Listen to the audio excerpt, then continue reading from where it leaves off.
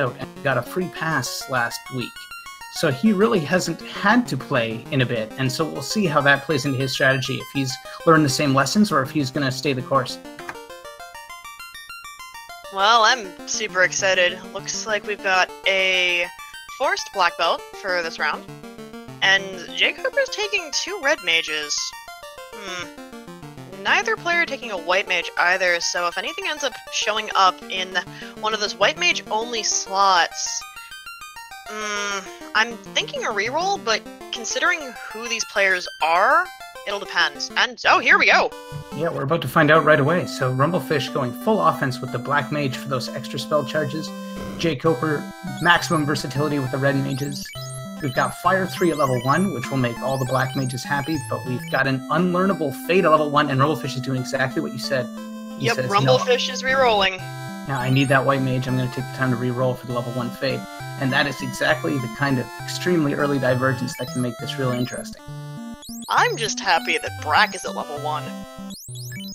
Reasonably priced heals, affordable cabins, cheap pures, cheap softs. It's a pretty good looking item shop in Quinaria, so they're going to have everything they need.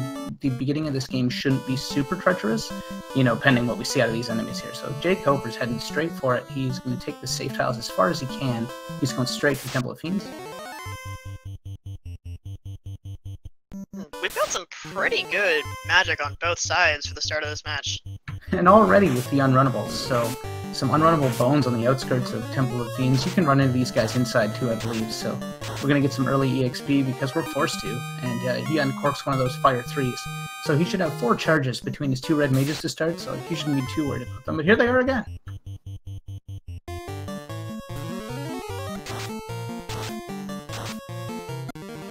Rumblefish heading out of Quinaria to Temple of Fiends, looks like.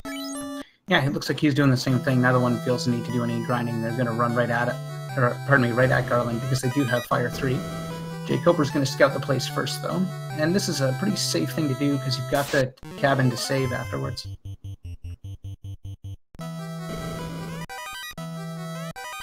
Pretty okay chests, though the flame armor is rather nice early. Pretty much best tier equipable fighter armor for the early point in the game, so not much more you could ask for, really. He's already made the decision to put his fighter up front, but the imps with cremate are going to change the name of the game, so yeah, forget about that. If he heads up there again, he's going to run into them again. More than likely, we'll see if he changes his plan. He did save right outside, though, so he doesn't have to make that whole run back. And if he didn't hard reset, he'll have a different encounter table. Maybe that was his plan here. So we'll see what happens with the next, and yes, it looks like he's used a soft reset to jumble up his encounter table. Leave it in the same place rather than reset it so that he wouldn't have the same situation.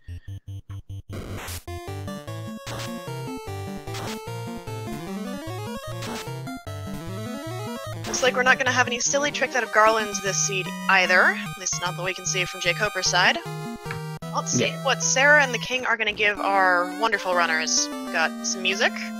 Can't go wrong with the loot. And we've got the canoe. Looks like we're going counterclockwise around the map. Yeah, an early canoe really opens up the start now. The next major thing you're looking for is going to be the floater.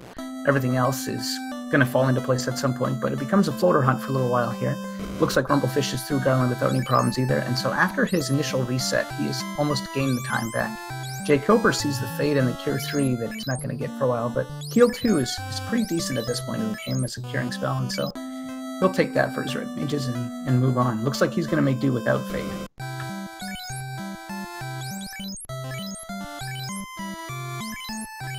Looks like both of our runners are going to get all sorts of items up before they leave. If you're curious, what's the difference between Fire 3 and Fade from a practical perspective? Because, you know, Rumblefish threw his red mage in the trash can specifically for Fade at this point. The difference is base damage of 60 on Fire 3 versus 80 on Fade. And Fire 3, of course, is Fire Elemental, is resisted by lots of stuff, and of course is super effective against Undead and some other stuff. So there's a trade there. And Fade is non-elemental and is going to do that base damage to everybody, including such important enemies as the final boss, and that's what he's thinking about when he makes that decision. He's looking way to the end of the game and says, I want all those charges of Fade for those final battles.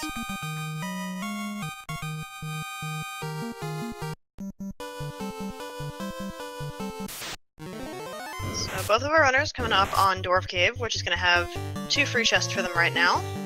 And they're going to have to go down south after that, as the only route that they have for them is to get to Elfland. Ooh, Sunsword right away, that's nice. We got the best fighter equipable armor, and now we have one of the best, third best sword in the game damage-wise, and fighter equipable sword, so not much more you can ask for those fighters that both players have so far. If you've been enjoying a lot of this Final Fantasy Randomizer tournament, we're glad to have you back. If this is one of your early games, maybe you're new to the Final Fantasy Randomizer scene, you're wondering, what is going on? This is not the game I remember.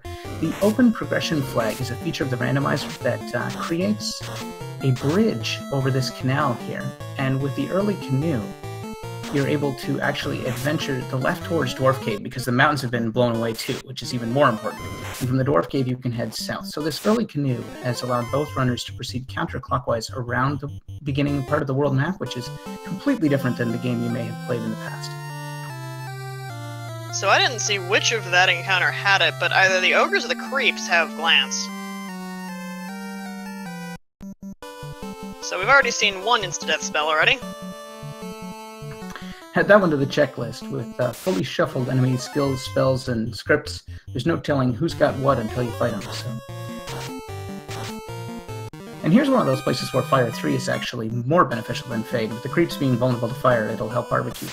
Early game, Fire 3 is going to be really useful against some fire vulnerable enemies and a lot of the undead that you fight early on. But late game, Fade is a much better spell. And that's why, again, Rumblefish made the decision to re-roll for White Mage. Fire 3 is going to be really nice going into Ice Cave, though. And since Ice Cave is one of our incentivized locations, both runners are going to have to go in there at some point. Yep, it's going to be just as good headed into Ice Cave. So many monsters in there vulnerable to fire.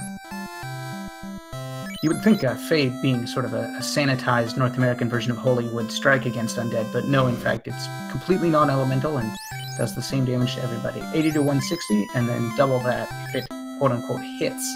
The game has unique mechanisms for its magic damage that way. Life 2 in the second slot of level 3 white magic. Correct me if I'm wrong, but is that not also a white mage, white wizard only slot? Yes. In slot 2. On slot 4, looks like he has the ability to learn Life 1, which is a passable substitute, but he didn't want to spend all of his cash right now, so Jkoper breathes a sigh of relief. He'll have access to Life 1, and it's almost as good as Life 2. Maybe not, but it will get the job done in a pinch, and so he's relieved to see that.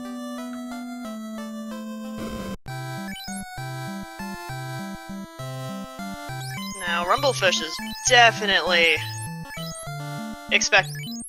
I can talk. Rumblefish is definitely liking his decision to re-roll into a white mage now, considering he's now got both Fade and Life 2 available to him. The Elfland item shop, not that much different than Coneria. It has exceedingly cheap tents and no softs, but otherwise the same shop. So no vendor item just yet. Let's see what we got in the armor shop here. $10,000 pro rings, and pretty expensive everything else. Even that wooden armor is pricey at $53, so not too excited to see that. He'll move on.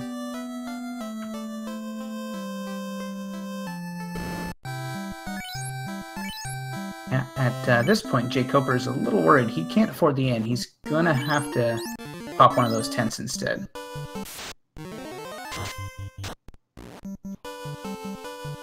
And he's going to reset out of one of those other encounters, so looks like he's going to take the south route to Crescent Lake.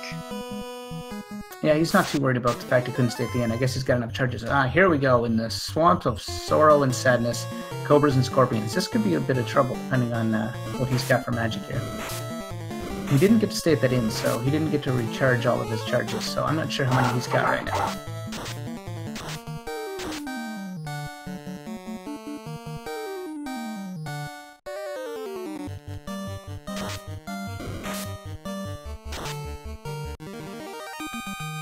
Doesn't look like the encounter, aside from being unrunnable, is going to give him too much trouble. No, we've got a very close race through this first little stretch here, as they're both approaching Crescent Lake. Rumblefish just 20 seconds behind. you know, battles notwithstanding. Oof, and both of them running into unrunnable encounter after unrunnable encounter.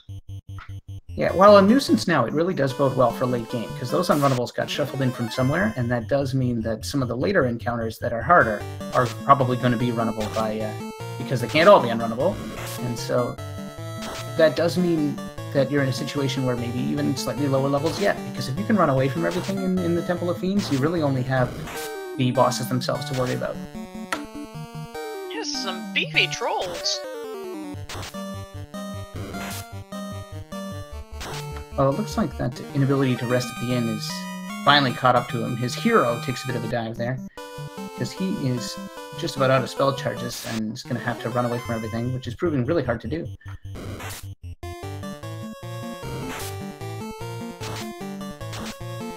Oh no! And takes a wipe. Yeah, it might be time to engage the save scumming technique here. He's probably got enough cabins and tents that if he doesn't want any fights, he can just save and reset.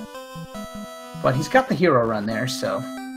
And there he goes. We are going to find out what the Crescent Lake Circle of Sages has for us today.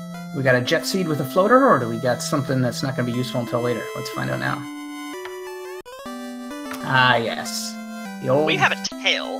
The old proof of courage, obtained valorously by politely asking an old man doing some yoga in the park. That's not going to come into play just yet, and with a forced black belt, depending on the situation, it might not come into play for a while. If that black belt stays damned and doesn't gain a lot of EXP, then it's no big deal. You can promote as soon as you like. Oh, there's the floater! There it is indeed. So now you've got a quick decision to make. You've only got 600 bucks. I don't know how much gear you've got to liquidate. Are you diving Volcano or loot those chests? Or are you going to try and grind it in the nearby area, killing monsters? Looks like Jkoper is going to do the latter.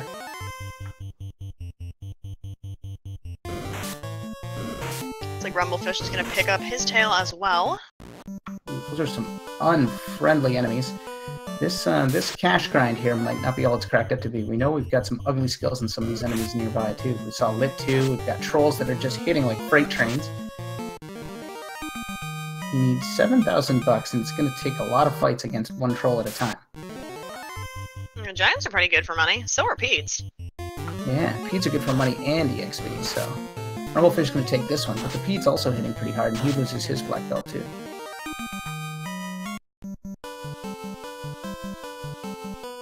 With the early Fades and Fire 3s, this area is definitely doable, so it looks like they're both opting for the local grind. And once again, like, neck and neck through the first 12.5 minutes of this game.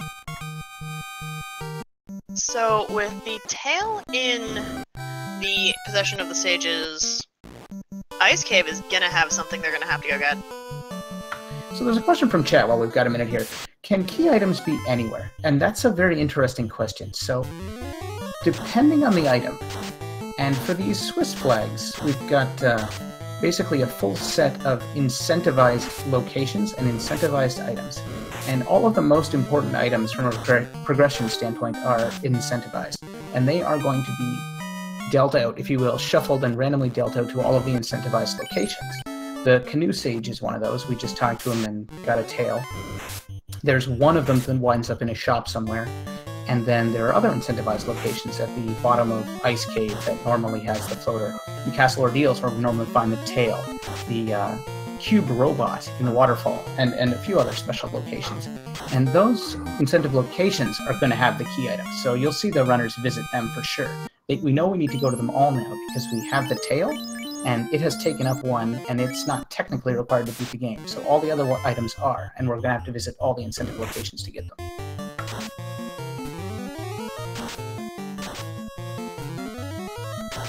The Armory Room in Volcano is a very good place to check for items, gold, potentially weapons. I've seen the Masbean in there like 3 times the past week and a half.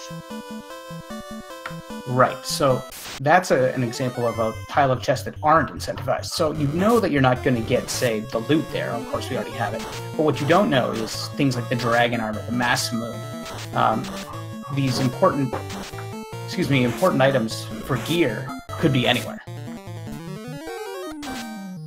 So you end up having a bunch of later in the seed runners going for a bunch of the chests at the Sky Castle looking for the opal bracelet or a couple of ribbons.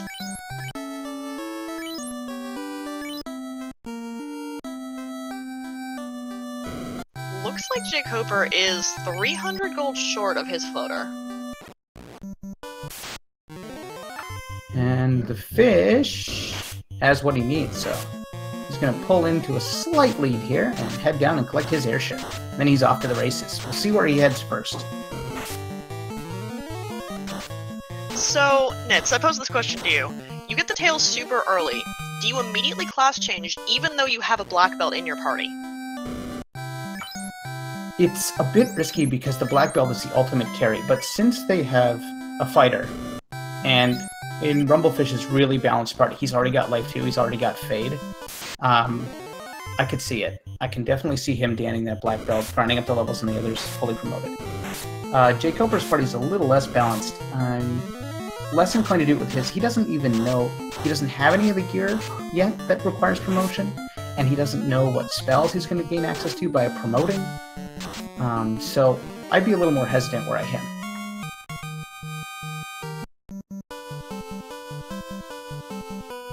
I'd say what Jkoper is most likely hoping for is either like Lit 3, Ice 3, or even Nuke in Provoca, hoping that he's going to get some really good AoE on his Red Mages.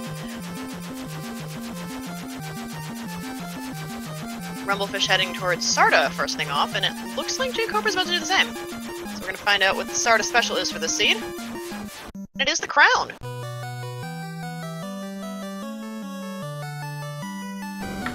Alright, neck and neck through Sarah. They high-five there as they go visit the old man, pick up the crown. The crown sets off a sequence of NPC transactions that ultimately yields the Mystic Key.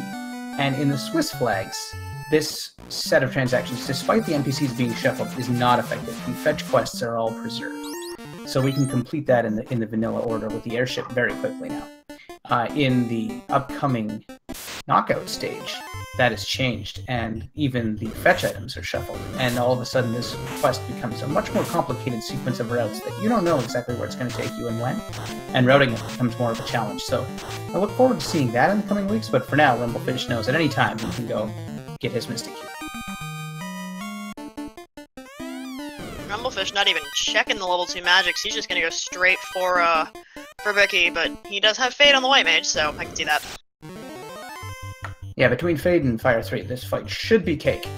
And yet another incentivized item down. So at this point, the general strategy in these Swiss flags has been hit up all the incentivized locations you can as conveniently and when your party is able to deal with them as you can, and roll with the punches. And what I mean there is, depending on what you get, what you unlock, that's where you choose where to go next. So you're always trying to do sort of the hardest thing your party's ready to do to gain the levels the fastest, and that seems to be the winning strategy. Invis 2 and Cure 3 for White Magic, and I believe those are both Red Mage learnable, and Nuke at level 2 for the Black Magic. That is a wonderful thing that Jkoper's going to find when he gets there. Yeah, he's going to be pretty thrilled about that. All of a sudden, those Red Mages that were missing out on Fade and missing out on Life 2 are going to be laughing all the way to the bank with Invis 2 and Nuke on both of them. He's going to be pretty thrilled. So we've got an unbalanced and yet balanced battle here between Rumblefish's party and Jkoper's, and I can't wait to see how that shakes out down the road.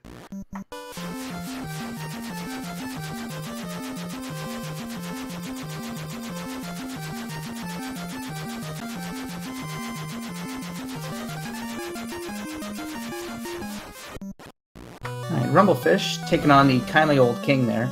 I guess it turned out to be Astos all along, but you wouldn't know because he's probably not going to get 2 words out before he's defeated here. Jkoper one step ahead, already cashing in the crystal, Matoya, but he hasn't been to see Vic yet, so he doesn't know what's going on over in Provoca.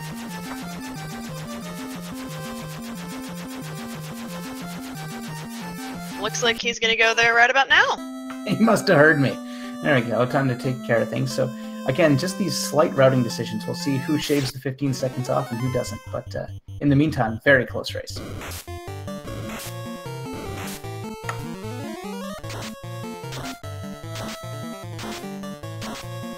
So, where do you think we're going to find our first ribbon? The most likely place to find ribbons is always going to be in, the Mirage Tower Sky Palace combo, because they have so many chests up there, and it comes down to when you go. If you can, it's a great place to dive early when you've got Nuke And if you're Jkoper, you got 2 nuke wielders, you can, you know, just light the place on fire, loot the chests, gain the big time EXP. So that would be lovely if you can get your hands on the chime early. But that all hinges on everything falling into place. Otherwise, your next best bet is the mermaids. Lots of ribbons down there. We'll see. That's my guess. Problem with the mermaids is they're a bit out of the way. Yeah, it looks like we've got a spot of lag here to work through. Yeah, and mermaids without exit or warp can be pretty time-consuming. We've got our first pro ring sighting and a ribbon in the Elven Armory, so that is really nice to see. How prescient that you asked. Yes, that's one that everybody should get. The Elvish Armory is right around the corner from where you get the Mystic Key. It's too easy to pass up, so that's one gimme ribbon for both runners.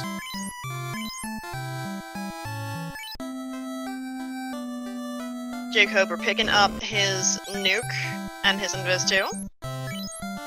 Yeah, you can even grab heal 3 if you likes.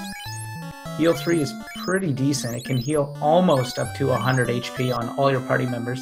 When the going gets tough, if you're getting nuked and nuclear, that little bit of help can make the difference between surviving and wiping to another cast. So he'll be happy to see that as well. Both built up a pretty good war chest. He's sitting on 17 grand, so money is no longer a problem in the short term. I thought he was gonna go and buy some stuff in the volcano. Well, look for some stuff in the volcano, but he is gonna go and finish off that key quest, get his ribbon, get his pro ring. So that's a nice find early on. Yeah, that's some pretty good early gear. The flame armor and the sun sword for the fighter, not bad. Not as nearly as good as Excalibur or Mass Moon, but we're not a knight yet anyway. But the spells are good. The ribbon is nice. Pro ring is great. They're 10,000 bucks. We'll see if he buys another one while he's here. He's got the cash, but that is steep. Alright, Rumblefish makes it on to Melman, the place nobody wants to visit.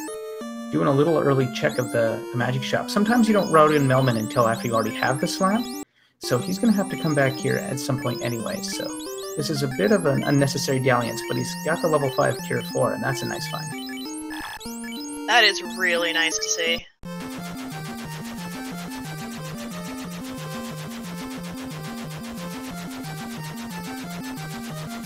Looks like Jkoper is heading straight to the Zardia Islands. Or he could be heading to Ordeals and make a liar out of me. He's thinking about it. Now, he's going to do the thing I said he might not do, but he's seeing his black belt as just a pile of dead weight, and he's going straight for promotion now.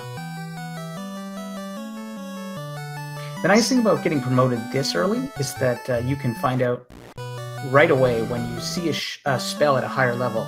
If it's Red Wizard learnable, you can buy it right then and there. You don't have to go, oh shoot, I gotta remember this is Red Wizard learnable and come back for it. Holy heck! The Canaria Castle Armory has a ton! Dragon armor, power gauntlet, and another ribbon. I mean, it's a proper armory. You got the best armor, pretty much the best gauntlet, best accessory. I mean, it's legitimate armory. For once, that is the case. That is a lot of good stuff to find really early on. No looking for the power gauntlet. You've got 2 ribbons. This is a fantastic set of gear so far. 2 ribbons, dragon armor, which in a pinch, you know, you can deal with the dragon armor and a pro ring on your knight if you really want to give those ribbons to your casters. I don't think I would. My rule of thumb is you stick the first ribbon on whoever has life, and he's got life on a couple people, and you stick the second ribbon on your tank. You can do it the other way around in the final battles, just ribbon up that tank. So, he's got options, but with 2 ribbons, that's nice and comfy, especially this early. That's fantastic to see this early on. With that, I wouldn't be surprised if they go-moded their second-to-last or even last Fiend dungeons, considering that they're not going to be looking for much. Yeah. Jkoper is not a huge go-moder. I know he likes to take his time and find what he can, get the levels he can, so... But he totally learned his lesson last race, where he basically said straight up in the post-race chat, I need to go faster. And so we'll see if that's just what he does. He's been tantalized. Oh, apparently he's also rocking the Mass Moon now. I didn't even notice. But, he must have gotten it in one of those last party islands that was lagging a bit behind, because he got a katana as well. So yeah, you want to talk go mode. He's looking pretty good. want to talk a fantastic set of armor and gear. Holy heck.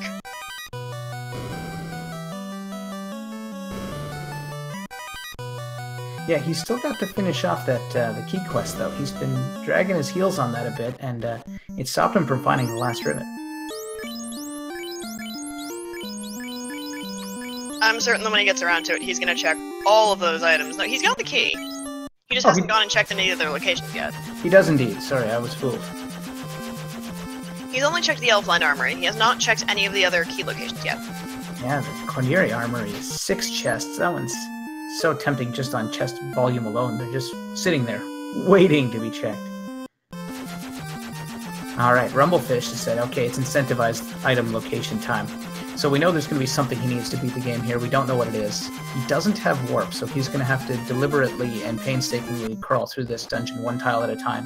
And then he's going to have to loop back through to exit the way that the game designers intended.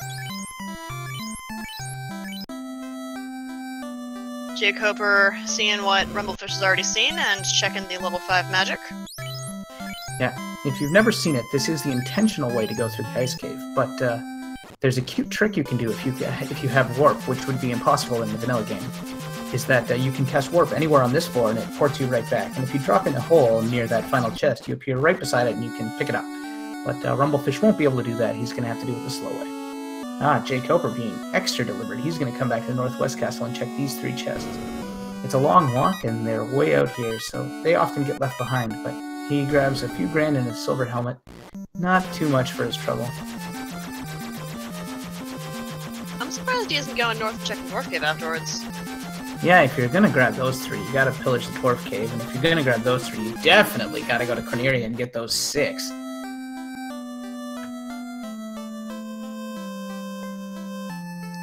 Might be picking up white magic first night, though. Yeah, he's going to double check what's learnable. Yeah, sorry, you can't learn that. The second slot is the harm slot, and ain't nobody but white mages and wizards ever cast that.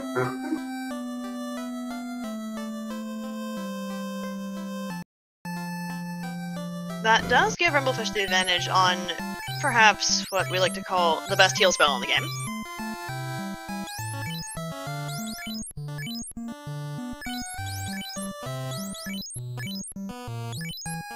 Rumblefish making his way through Ice Cave rather fine. He's gonna go down to this group of 6 chests with a singular trap tile in the back. We'll see if he checks them all.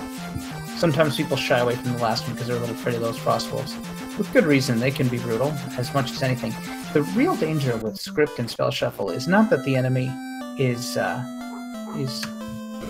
particularly hard depending on the circumstances. It's numerous that's the problem. And with the potential up to 6 frost wolves, you can wipe real fast if they have something deadly. But he only gets 4, so that's not too bad. And he manages to make his getaway on the first turn, so extra not bad.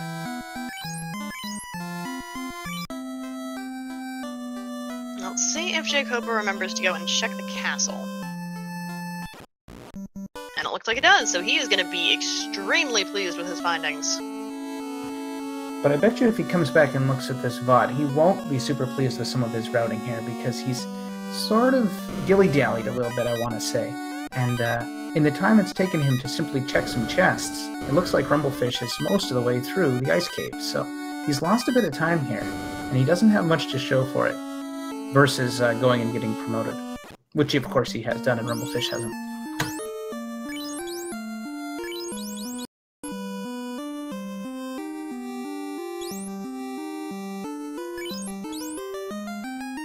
Ooh, 5 wizard encounters, those just aren't fun, but Rumblefish gets to find another pro ring.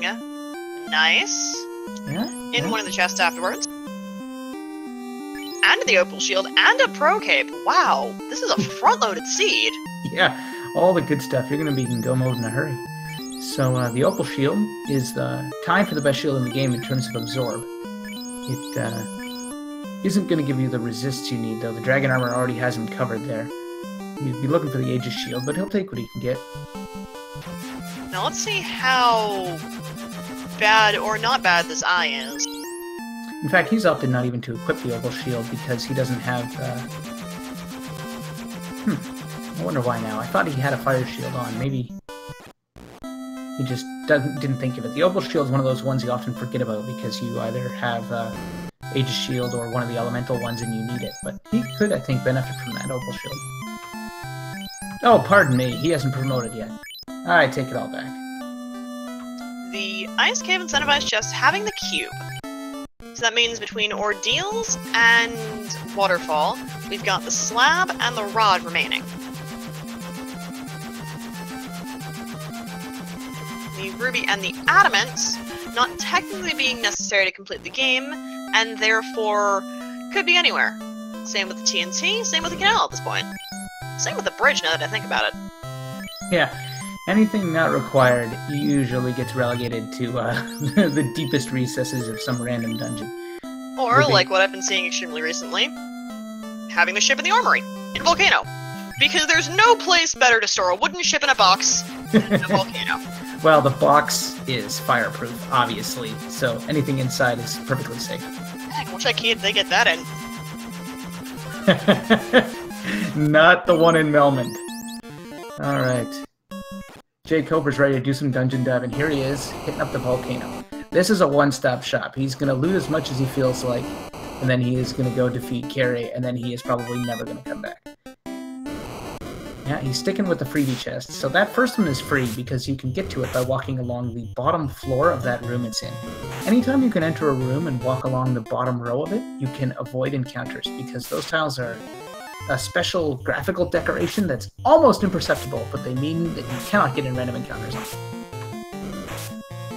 People go back into Volcano once they're done? In the olden days, you would hit up the volcano, loot the armory, maybe for cash, or some quick levels, and then come back later if you weren't good enough to defeat Carrie. But that is obviously not Jkoper's plan tonight. Looks like Rumblefish, on the other hand, is going to take some grinding levels on the eye. Eye grind, a popular destination. The eye can be particularly weak if it doesn't roll much in the way of skills and spells, and it's worth, I think, 800 EXP or so when you have a full party. He might almost be waiting for that black belt to die, but it looks like he's going to leave his alive. So it's curious. I made one prediction, and then, of course, the opposite happens. But that's the nature of things, isn't it? Jkoper finding, as I said, an unincentivized ruby in Volcano of all places. Considering who just got it, I doubt he's going to go and actually feed the Titan, but the hope is always there. I don't think he's much of a Titan feeder. He plays it by the book, and the book says don't waste time with that kind of stuff.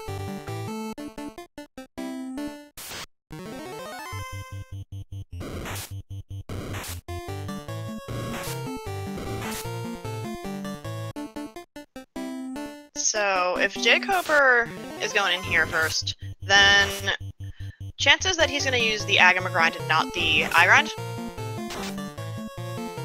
I say low just because I know he's trying to go faster this seed. The Agama grind is a slow burner because you don't get as much experience as you get with some other trap tiles. He's actually going to walk this out.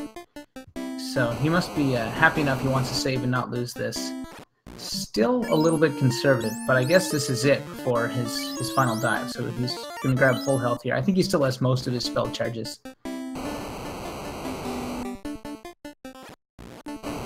From what I could tell, he didn't use many spell charges on that dive at all, so he should have just enough to get through all this entire dungeon. Yeah. And the next question is, how many heals does he have? When he opened up his menu, I didn't check to see if he had a full stack. So if he's anywhere but completely topped up, I don't think the Agama grind's in play. It's just you're not gonna get enough time at it. But it depends on how many levels. He's got such good gear, and he's got lots of charges of nuke. I think he could probably do it pretty quickly if he just bull rushes Carrie and starts firing away. Meanwhile, Rumblefish has left his eye grind at a comfortable set of levels for himself. I did not catch what stuff he had and how high of a level that he decided he felt was necessary. But now he is going to go and promote. Jkoper level 11 is not particularly high, but I think with all the charges of nuke and gear he's got, he's going to be just fine. A couple red giants tempting battle. Alright, Rumblefish gets promoted. It'll give us a chance to check his inventory when he checks his gear. Yeah, he's about level 16. He's going to throw his dragon armor on there and presumably his opal shield. Looks like his strategy is to keep the Black Belt Now My Master alive, which means that his magic resistance is not going to be very high, but you get him high enough and he's going to hit like a truck. Yeah, he already got to level 15, so he's got like a passable MDF, but it's not where you would like. If you were going to do the hardcore, you know, Superman Black Belt strat, you almost want double that level, unpromoted. So, I'm not sure what the intentions are here. If he is going to keep that Black Belt alive the whole time, that damage output is not going to be great until, you know, mid-high 20s. So that's a lot of leveling for these Swiss flags. If he plays that strategy, that's going to open the door a bit for Jkoper to gain some time while he's doing that grind.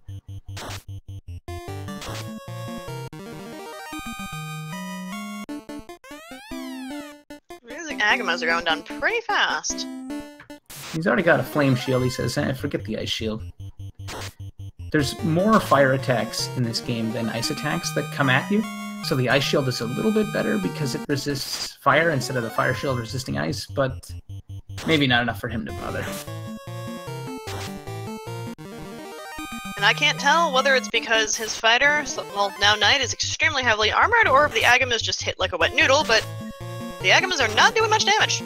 And I don't think I have my head screwed on straight, because he's got the dragon armor, which resists both fire and ice and lightning, so he can forget about which shield he's got equipped. The only shield that would excite him now is the Aegis shield, with its poison stone resistance. Looks like he is going to do the Agama grind for a bit. It's an older grind, but it checks out. Well, a very short bit, because looks like he likes his levels enough to just go and hit carry right now. Alright, so that is exactly the new round 5 Jkoper, and not the old ultra-conservative round 4 Jkoper that I was talking about. He might have grinded several more levels there not that long ago, and it would have cost him a lot of time. This time he's decided to say, no, let's go.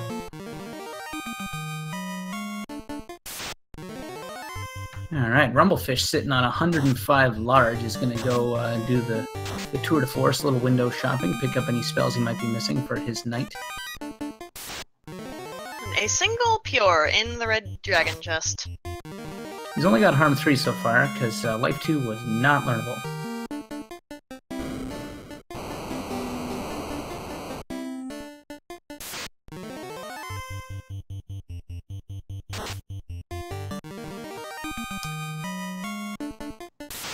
Just can't get to carry all these darn Agamas and darn I was about to say, encounter after encounter after encounter, which wherever this ends up in Temple of Fiends is going to be a really bad floor.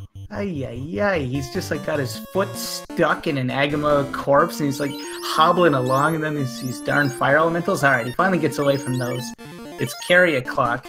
He's got all those charges in nuke. We'll see if he goes invis 2 or if he's just going to blast away. And it looks like he's going to blast away. He's got ribbons on those red wizards, so they're going to be hard to kill with anything but physical attacks. The roll of 100 is not a good one, but the 190 is a little better. You'd really love to see those, you know, if it does over 200 that it actually struck gold and actually hit, and he hasn't done that once yet. It's just some unlucky rolling here. But it doesn't matter. After another 152, carry goes down, Jkoper's got an orb lit, and he's looking good.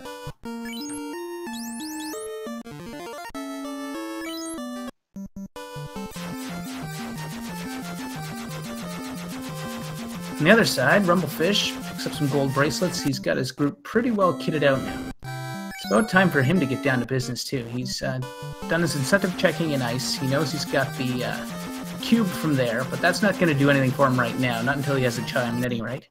So he's still preparing for his eventual grind. Jkoper throws himself into Ice Cave. It's time to get that cube for him. Where he's at with his levels and all of his gear and stuff, Ice Cave is more than likely going to be a piece of cake. Yeah, he's got lots of HP, he's got 2 ribbons, his knight has all kinds of resists from the dragon armor. This should go as well as he could hope for. we saw Rumblefish get through here with an even weaker party several levels ago, so looks good for him. And as I say this, he gets ambushed by a giant undead party pack. But they don't have much to worry about, it looks like, this seed. Sometimes this large encounter with the race and the Geist, people get nightmares about these things, man. If they ambush and if they end up with all kinds of ugly skills, it can just wreck your day. But it doesn't look like that's going to be the case. He's even got harm 3 on his knight. This is going to be a piece of cake. Pretty tame party pack. It's more like a welcome party than an attack party, honestly. You got me there. Rumblefish thinking about a second floater, you know, one to put on the ship. It is an interesting thing to look at. But instead, maybe pick up a couple houses. At 5,000 bucks almost, they are pricey houses. But he's got 60 grand. He makes it rain. And now off to the inn, and finally, let's get something done here. Hey, it's almost as bad as the current housing market. Jeez, and here's this part of the encounter table again.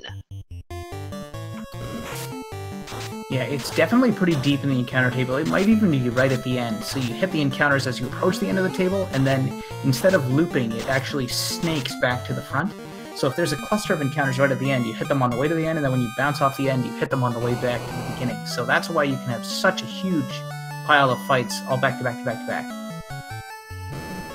That's awful. It really is. Alright. Not much in this room.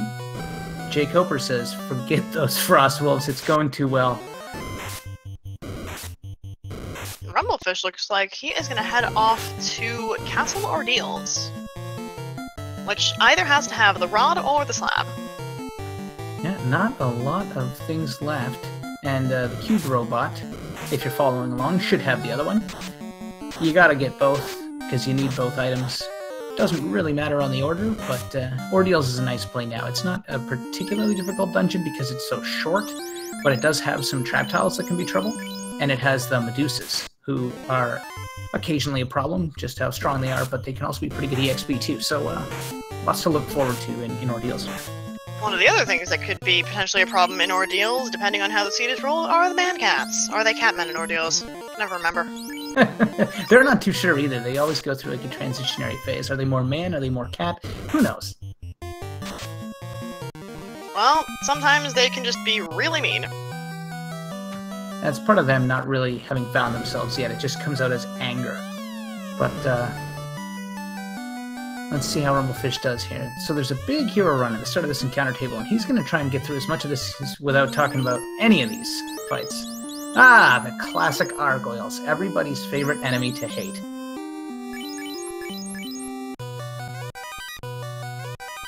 Jkoper is making room for that lovely, lovely batch of stuff that he found. An opal bracelet picked up somewhere along the way. I'm not sure. Might have been Volcano? Yeah, I think he had that bad boy for a while. And upon grabbing the opal shield, he's discovered that he had an unused pro cape. He tosses that down to one of the red mages. The pro cape is a sneaky item. It's one of the few... You can't buy it, unlike pro rings, in normal circumstances. And it has 8 absorb, and it's actually a shield, despite not appearing like that. And it's a shield that all of the different mages can equip. And it's the best shield that all the different mages can equip. So it's a pretty sneaky, decent item. And so he moves that on to a red mage. Also, a big thanks to Alidrabrap, our tracker, who was keeping much better of an eye on that opal bracelet than I was. That's the duty of the tracker, just silently observing all of the mistakes we make here in the booth and has the joy of correcting us. So thanks, Ali, for tracking. And of course, thanks for the Speed Gaming Networks for hosting us tonight. Our restreamer Cyclone doing a bang-up job. As always, it's always a pleasure to be on this network, one of our official partners for this tournament.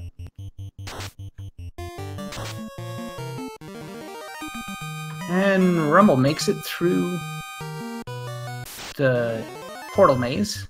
Looks like it took a couple cracks, but he's there. And now he's at the Nightmare trap tile. He manages to run away from them without too much of trouble. Nightmares are one of the few enemies actually vulnerable to ice, but he says forget about it, I'm just gonna move on. Jkoper also choosing to do a bit of the eye grinds. Yeah, it's better bang for buck than the Agma grind. It's a good place to get some of those levels early. It's just when you call it off that's so key.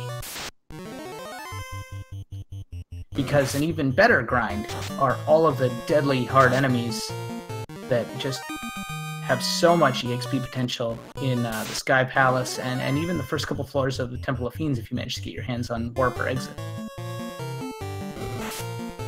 Something in the mummy pack has something that turns things just down. You should have seen the look of what was left of AAA's face. Well, I believe we still can because it's immortalized for all to see. Is that you've heard of somebody having like a chip on their shoulder? Well, he has a chip out of his shoulder. And when they resurrected him, it was extremely painful, but he had to tough it up and move on. Hey, maybe they can use the TNT to break him out of it. Considering we just found it. Some amateur battlefield medicine, if ever there was any. We'll just blast him back to safety. No, actually, it looks like they've used a soft instead, which is far more medically sound practice. Alright, Jkoper's got his cube, he's finished grinding, he's out of here. Just gotta scoot past some cockatrices and mummies, and it looks like he's hit that ugly part of the encounter table, so he's gonna have to, like, just drag himself out of here. The rod was the thing gotten in the... yeah, in Castle Ordeals. It's an ordeal to say, it's an ordeal to visit, it's an ordeal to remember. It's the Castle Ordeals! And it had a rod. That, of course, unlocks the bottom half of the Earth Cave, which means he can now complete that if he wants to. People tend not to, just on account of a lack of treasure chest density. It takes a long time to clear it, because you gotta, like, run way out of the way to get to those out-of-the-way rooms. Now, nobody says you have to go to them, because we know we're gonna get everything we need from the incentivized locations. So there's no reason not to do it now if he really wants to, but it's traditionally saved until later, so you can just blow right through it with an overleveled party. And by that, we know that the slab has to be in Waterfall Cave with the cube robot, or I suppose the slab robot, right now. Yeah, there's a nice closed loop there with that robot having a slab that will help Dr. Un teach you the language of the ancients that built them. So, I mean, it almost makes sense. Yeah, I can dig it.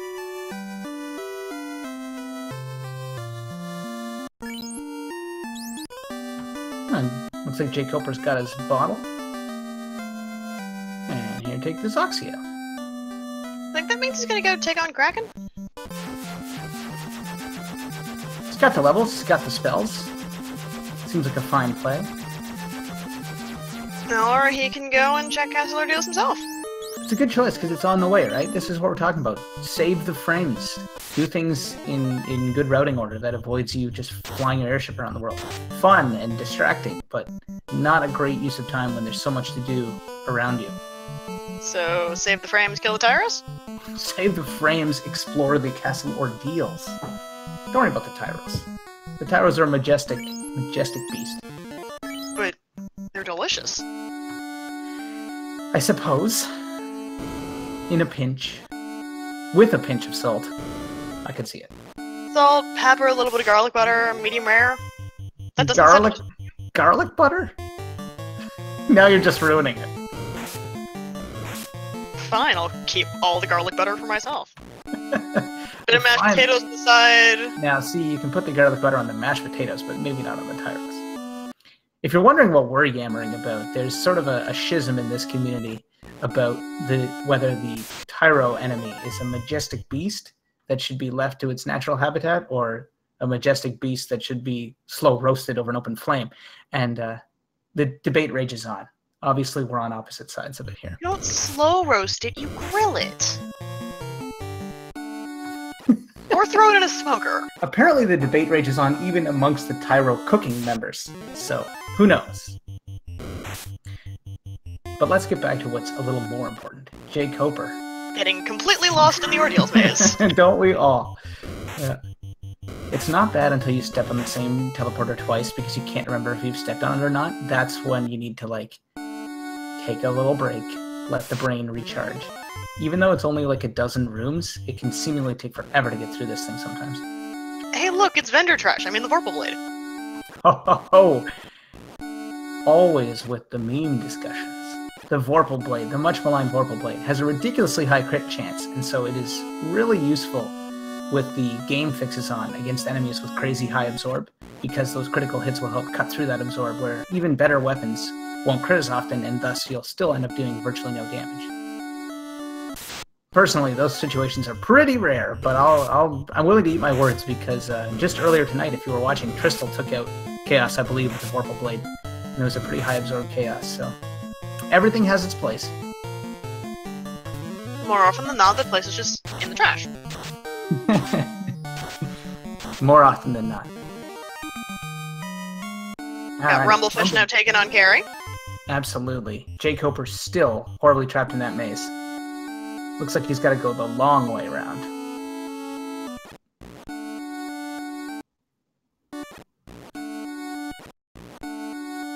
Looks like Carrie might have stun touch, or she's throwing paralyzed on people. Oh, good buy, black belt. Exact damage, I think, 272.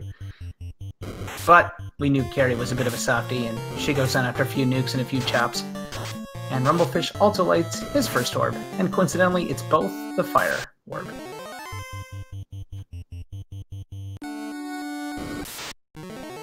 Jkoper getting through the horrible, horrible Ordeals maze. Which is always better with warp, but It's always better with nuke when you can just take care of those nightmares. He's like running away. I'm too lazy to run away. Let's just blow the roof off here. I'm already on the top floor. There's lots of room for the flames to escape. Says goodnight to the nightmares, and he's gonna grab his incentivized chest. Also, a bit of a fanfare for the TNT. Probably won't turn that in either. Don't need that canal. I'd be worried if we did.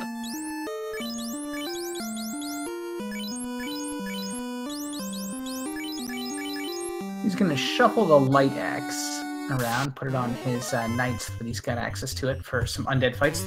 Light axe can be used to cast Harm 2. It's a curious tactical maneuver because his knight actually has a charge of Harm 3, but it could be useful in a pinch, I suppose. We'll see if it comes into play later. So with that taken care of, all Jkoper has left for incentivized locations are, well, is indeed the Waterfall Cave. So I would wager he's going to route that in when he goes and fights off Kraken.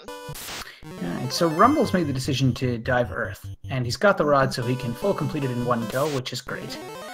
But he's checking some chests here, and we were talking about how Earth chests are a bit more out of the way. Any chests you choose to check at this point that aren't incentivized, you're rolling the dice. You're looking for that last ribbon, some other piece of gear that you might want, and Earth Cave is not a great place to do it because of, you know, some of this stuff is pretty out of the way. If you want to check chests, maybe you want to check them in places where they're not as out of the way. And so we'll see how this works out. You know, I could eat my words if he gets lucky, but they're a bunch of steps out of the way for a heal, and this is time that Jkoper can get back if he doesn't choose to do this.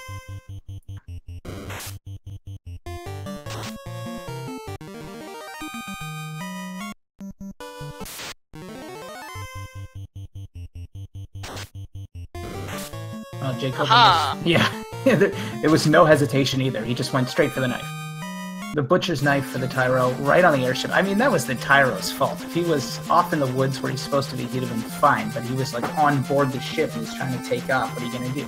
You can't let him run wild on the decks of the airship, so unfortunately the Tyro has to die.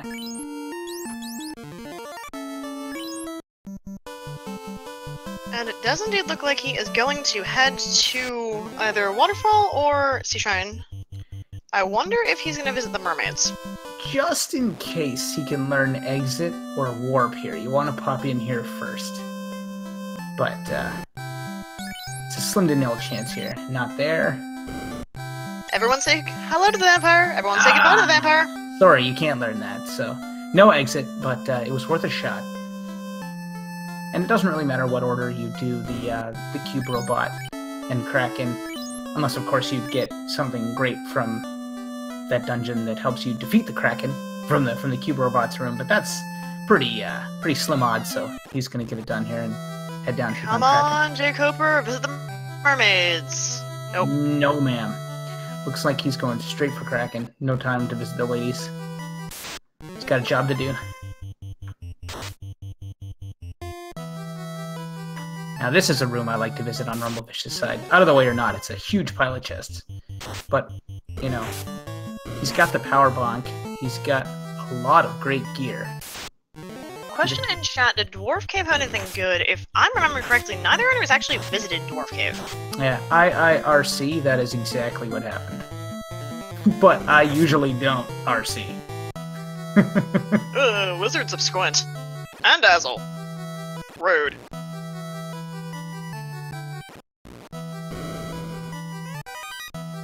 Now, I'd say if the runners are going to be looking for anything, it's going to be the white shirt. Or the defense sword, possibly both. Yeah, Jkoper's got a pile of charges of Invis 2 on his red mages, but they do share the slot with Nuke. So the white shirt is handy, because it gives you all those charges back for sure. Rumblefish in a similar situation, except he's got Invis 2 on the white wizard and Nuke on the black wizard, so he doesn't have to worry about sharing the charges, because he only has half as many of each anyway. Rumblefish on the last floor, gonna go kick the non-existent crap out of Lich.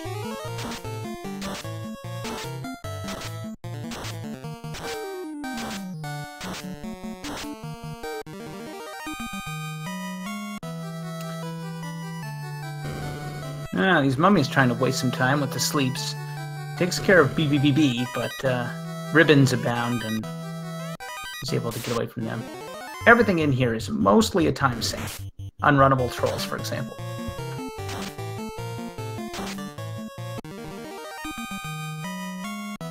And Jkoper checking the Sharknado chests to basically no avail. Oh! I take that back! Sharks have Death Touch! And they're tough. And he's not running away. He gets it done with another slice from the Mass Moon. So here's where the two red wizards come in handy. They can, of course, life each other. On Rumblefish's side of things, we've got life 2, but we've only got one caster of it, so... Rumblefish on Lich, as Jkoper is heading towards Kraken, and those are lobsters with X-Fur. X-Fur isn't scary on its own, but if you've got like X-Fur and Crack, all of a sudden it's real scary, especially if you got X-Fur and Crack and they ambush. But that looks to be not the case. The EXP Pinatas here, the Big Eyes, as they have been so called, are a great source of EXP relative to how easy they are to defeat. Now that Gershark is a death touch and son of a gun, so he wants to play carefully with that, and he looks like he gets it done. He's okay. And the Big Eyes seem to be giving our runners the Stink Eye, or I should suppose the Squint Eye, but same difference. It's a big one too. Like for one of those things to squint, it has to like the skin's gotta go all the way around. It's very creepy. Why would you even suggest that? How else is it gonna squint? It's gotta have some sort of like disgusting like eyelids that swallow it from all sides. Gotta use your imagination. This is an 8-bit game. So how about we talk about how Jkoper's not gonna bracken the Kraken? Well, he's not going to get a chance because BBBB there just got one shot and things all of a sudden turn sideways. 4 hits, 186 from his knight. And his other red wizard hangs on. Other red wizard does survive. To inflict a minimum damage nuke. Just terrible rolls for Jkoper. Luckily, this time the knight does take the hit here. And he gets a Gershark right before he has to leave. A death-touching Gershark, and he's only got 2 party members alive because he didn't res. We'll see how this pans out. We got a nice bit of like, oh no! Oh no! Oh, close call. Oh, thank goodness. Yeah. And learning nothing, he still doesn't resurrect his party, but he gets out of there with his life. A close one for Jkoper, who escapes the Gershark hiding behind Kraken by the skin of his teeth. That was terrifying. Yeah, I was legitimately concerned for a minute there. But, it's no matter. Everything's honky-dory, and he's off to the waterfall. Looks like both of our runners are going to hit the waterfall around the same time. Yeah, it looks like they both have 2 orbs. Both head into the waterfall. This is about as close of a race as we could have asked for at this point. There's still much to be played. It's curious, Jkoper resurrected his master. I'm not even sure if he did that on purpose. But if he's going to kill him off again. Hero at level 6. He might just be using him for a meat shield. Yeah, he's going to... See, this is an interesting time to do this, right? Well, he's dead. So we'll see if he brings him back or not. That'll tell you for sure. But if you bring back that meat shield, once your casters and knight have the levels, enough of the levels, they can gain a few levels and be a better meat shield than if they're just, you know, putzing around at level 5 or something. It does look like he's now going to leave his, Oh, leave his master dead as we have more poison. Yeah, we get some nightmares with stone poison, but the good news is he had just saved. He loses, 5 seconds to do a full power cycle, and because of this gigantic hero run, he gets most of the way through the waterfall right after that. But again, the nightmare's waiting for him. But he does get to run away from them this time. Possibly not. And fight them again! They're chasing him. They have the stone poison and they have poison touch. What is with these nightmares? They like poison, they like stone. Is it a coincidence that they're same element in FFR? Or pardon me, in FF1? Maybe not. Especially because the touch skills, poison touch, stone touch, death touch, those are non-elemental anyway. You can't really resist them. Got a brief glimpse of that out-of-bounds bat on Rumblefish's screen. Good to see the old fella still flapping around out there. And we have the slab from the robot. Let's see, we've got the rune sword, the best sword for the thief, though neither of them have one, so it's irrelevant. Robot says, "What am I, Babblefish? Get your own translator." Hands him the slab without another word. Now, the main problem is, because neither of our runners has warp or exit, they have to take their hard-earned gains and leave. Without dying. Yeah, we know those nightmares are just like sprinting around out here. Seemingly hard to avoid in a tight waterfall. You got horses just sprinting around at full speed. You keep terrifying me. I just need to keep a count of how often the seed and what you say about it just is going to give me nightmares. Well, that's what they're supposed to do. Oh yeah, there it goes again. Unfortunately for the nightmares, and fortunately for Jkoper, they're a bit squishy. And it looks like a little bit of Masamune work is all it's going to take to get through these. Oh, not with a hit of 113. This battle just won't die.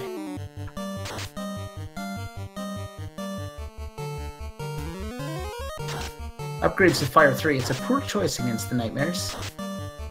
They resist ice, in fact. Jkoper does have a couple of softs, so he can get rid of that stoned condition one or two more times. And there's not much you can do about it. He's got to the end of the encounter table, so it's going to be just a nasty minefield for the next few steps here. Nightmares, Perilous. We'll see what else he gets in just a few more steps. Or I'm completely mistaken, and he's got a huge hero run following that. And a nightmare, of course. At least it's only a singular nightmare. I just honestly do better keeping the non-ribboned red wizard just stoned all the way back through. That way, if one of his other 2 remaining heroes does happen to get stoned through the ribbon somehow, then he can save that last one for them. So that's it there. There's a bit of a gap at the very end of the table, and then you go into a short sequence of melees right after that. So that's how this encounter table looks. It's got a nice big gap at the front and a little one at the end, and a lot of fights in the middle. Speaking of a lot of fights, they are both nearing the end of this waterfall, and Jkoper is out. Looks like he's going to save immediately. He'll be happy to leave that rock fall in the past. He actually tapped out a stone, stops, pardon me, and has had to get out of here with one party member, just a statue, which requires incredible rowing strength on the other 2 party members to carry a corpse and a statue along with them. Considering that, well, yeah, considering that the master's gonna be mostly muscle. Oof. Yeah, mostly muscle's nothing compared to solid rock, but these light warriors train for these sorts of situations, and looks like he's gonna be okay. Gonna go back to Canaria, buy a bunch of softs for himself, considering that he is a veritable treasure trove of money. Yeah, at this point in the run, you should be moneybags. You should just be going around, just buying whatever you want. You don't even look at the price tag. You're like, houses? I'll take 20. You know what? It's rare that you can, strange you can even buy, 10 houses. What kind of ballers are these guys? But such There's is the case. Exit, level 7 in Onrak. Yeah, tantalizingly. Just actually brought up. Tantalizingly unavailable for Jkoper when he could have used it in the waterfall. And Rumblefish, on the other hand, went to the waterfall first, so he could have saved himself a bit of a jog there had he poked his head into Onrak first. Now there are, scant few places to use it. Looks like the door. Ooh, I take that back. I was about to say the dwarves had nothing exciting, but they do have the Bane Sword, which is one of my personal favorites, so I am a-okay with this development. Yes, where there's a Bane Sword, there's a chance. 1.5% of the time, works every time. You can ask Will Cleosis. You can absolutely Bane Chaos, and he'll tell you all about it. Bane strats are fantastic. Except if it's Kraken, then you always bracken the Kraken. Speaking of which, have we even seen Brack? I haven't seen Brack. Jkoper finally makes his pilgrimage to Melmond. I mean, I put off visiting as long as I can, too. The place is an absolute... Looks like a bomb went off in there, and for all intents and purposes it has. But he's got his slab translated. You'd think a respected doctor like Un would, choose to live somewhere else. But maybe the good doctor's falling on hard times, or maybe he's doing this pro bono. Nevertheless, Jkoper has to visit Melmond to get his slab translated, and that's what he does. Looks like he's gonna move around a bunch of his equipment yet again. And Rumblefish is indeed gonna drop a couple of weapons so that he can get the Bane Sword. So that's always nice. Jkoper is gonna go into Earth Cave. I'm doubting he's gonna check a bunch of chests in here. I'm thinking he's just gonna go straight in. Yeah. This is a do not pass go and do not collect $200 scenario. You got a date with Lich, and nobody else is worth visiting along the way, in my opinion. Though those ogres really do want him to stay. As do these cobras. 3 unrunnables in a row. Ouch. 4 unrunnables in a row. Yeah. Seriously, enough is enough, Jkoper says. Time to get chopping. Put your backs into it. I mean, it's just a bunch of snakes after all. Goodness me, yet more snakes. Rumblefish is gonna go and fully translate that slab to get the chime. Looks to me like he might be heading into Mirage third instead of C.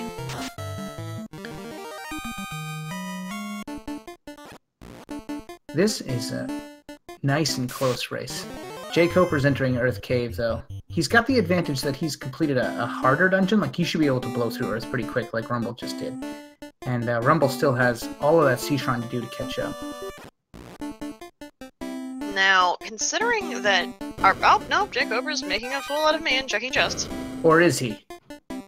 Yes, he must have just had a feeling about that one. I believe it just had a heal in it, but if you skip the whole first floor and then pop into that one, that's like a hunch kind of thing. That's like a, I don't think my opponent is going to check this chest. Coincidentally, Rumblefish did check that chest, but I think that's what he had in mind. Now, our tracker Alliger brought bringing up an interesting point. From what they're remembering, either Rumblefish popped the bottle or might not have even grabbed it from Bicky. Just forgot to talk to him? That's a problem. Because it's going to be hard to remember that. That could cost him a lot of time if that's actually what went down.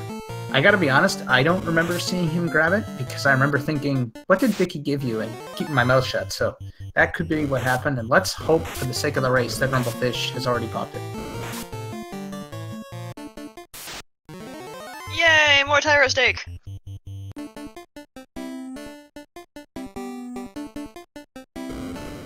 You know, enough to feed yourself is fine, but eventually just becomes gratuitous. It's just wasteful.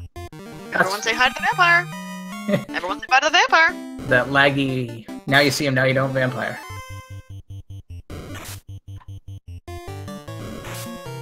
And Rumblefish is indeed gonna go ahead into Mirage. And it looks like he's not even gonna bother checking chests on the first floor. Which, to be fair, I can totally see that. You've got almost all of your endgame equipment already, you've got 2 ribbons, the Mazmune. You've got a lot. Yeah, there's not too much to look for, honestly. You got the white shirt. How much time are you going to spend looking for the white shirt? You got the 3rd ribbon, the 3rd one. It's just a luxury at that point. Is it worth the time it's going to take you to find it? There are so many chests you're never going to check anyway. None of the chests in Marsh. Yes, already skipped most of the chests in Earth. There's just as good a chance it was there as what's left here, so... I mean, forget about it. That is a very good point to make.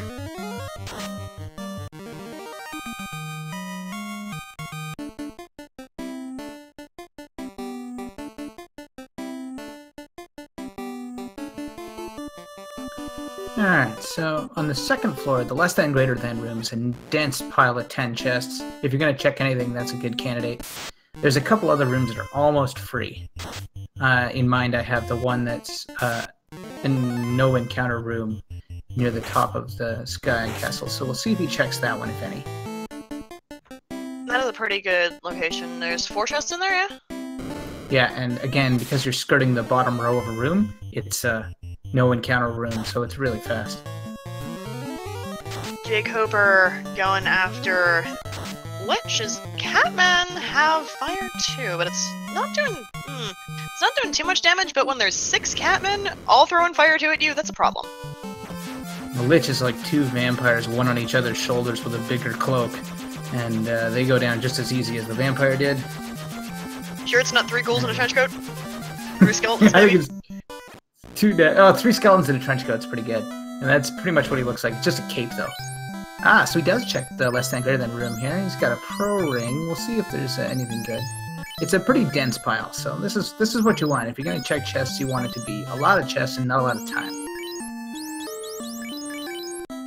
Aside from the pro ring, not much. Yeah, question from chat. Why do we call it the less than greater than room? Because the orientation of the chest looks like a less than symbol and then greater than symbol if you have a really good imagination. We're wonderful at naming things in this community. I stress, you need a good imagination to get the most out of this game.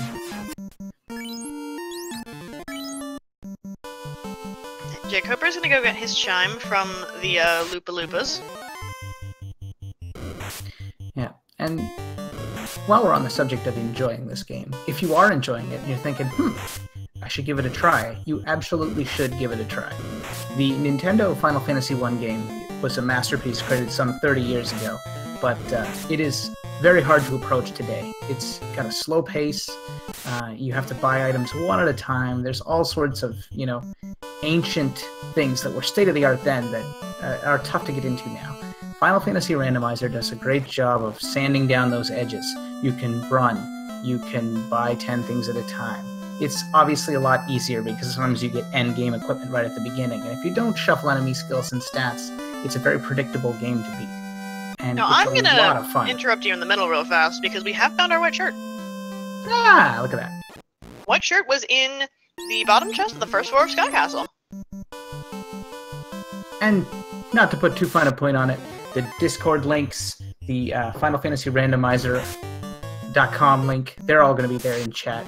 Do yourself a favor if you're at all interested, check it out, generate a seed, and give it a shot, because everyone that does comes to our Discord and says, this game is awesome, but I need a little bit of help. And this community is just about as good as you can find anywhere for being supportive and helping people get started.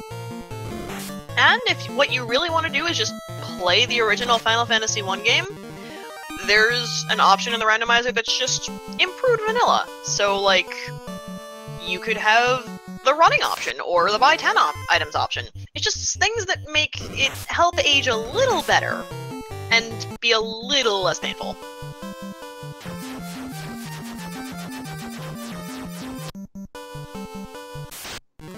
Alrighty, so Jkoper is going to chase down the Rumblefish here and try and catch up to him in Mirage and Sky Palace. He's a few floors back, but of course he's got the benefit of having completed the Sea Shrine already. So looks like a slim lead to Jkoper as we come down the final stretch. He's made back that time he might have lost earlier with taking his time flying around.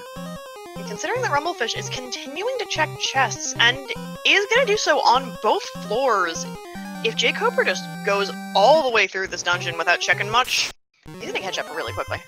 Yeah, I'm a little concerned by the irregularity of the chest checking. If you want to check chests, by all means check chests, but you want to find the rooms where they're packed in, not the rooms where there's just one here, one there. And that seems to be the mistake, in my opinion, that Rumblefish is making that's really allowing Jkoper to potentially extend his lead here. However, that did allow Rumblefish to get the white shirt, which in Temple of Fiends can often be the deciding factor, especially when you don't have all of those cats of Invis 2. That's something I think Jkoper would still really like to find, considering that he has to then choose between charges of Invis 2 or Nuke on his Red Wizards. Absolutely. No, the white shirt was a great find, but all of a sudden, your odds of finding the next thing you need grow even slimmer as the number of items you're truly looking for dwindles. Rumblefish is going to check all of these chests on this floor and runs into an encounter of unrunnable rock golems. Yeah, that's a brutal trap tile to hit, because this is one of those rooms where you can skirt the bottom row and avoid encounters completely, so he's gone out of his way to hit that trap tile, actually. Could have just walked across the bottom and avoided it there. Looks like Jkoper is not going to check any of the chests. Looks like he's just going to go straight through these few levels.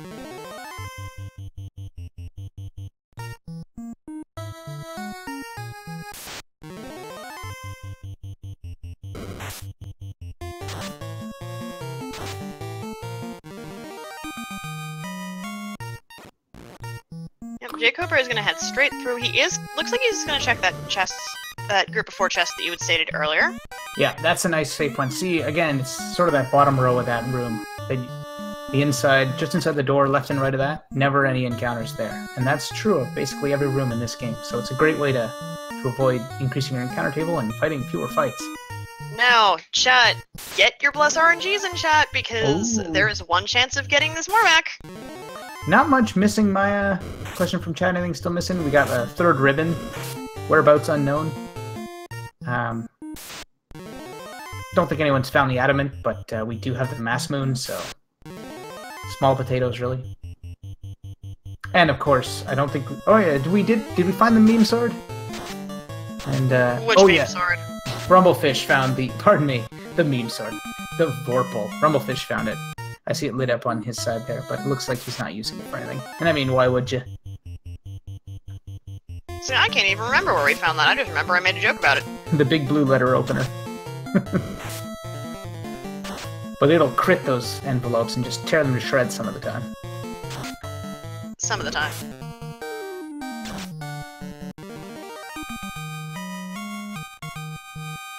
And our tracker in chat is completely on top of everything. Jkoper is running into everything but the Warmac so far, which is unfortunate. I suppose fortunate for him, unfortunate for us. These slimes are pretty good EXP if you can make them disappear in a hurry. Not feeling it. Nope, and no Warmac for us. No, he's got some nice levels here. Level 23 on his knight. That's looking good.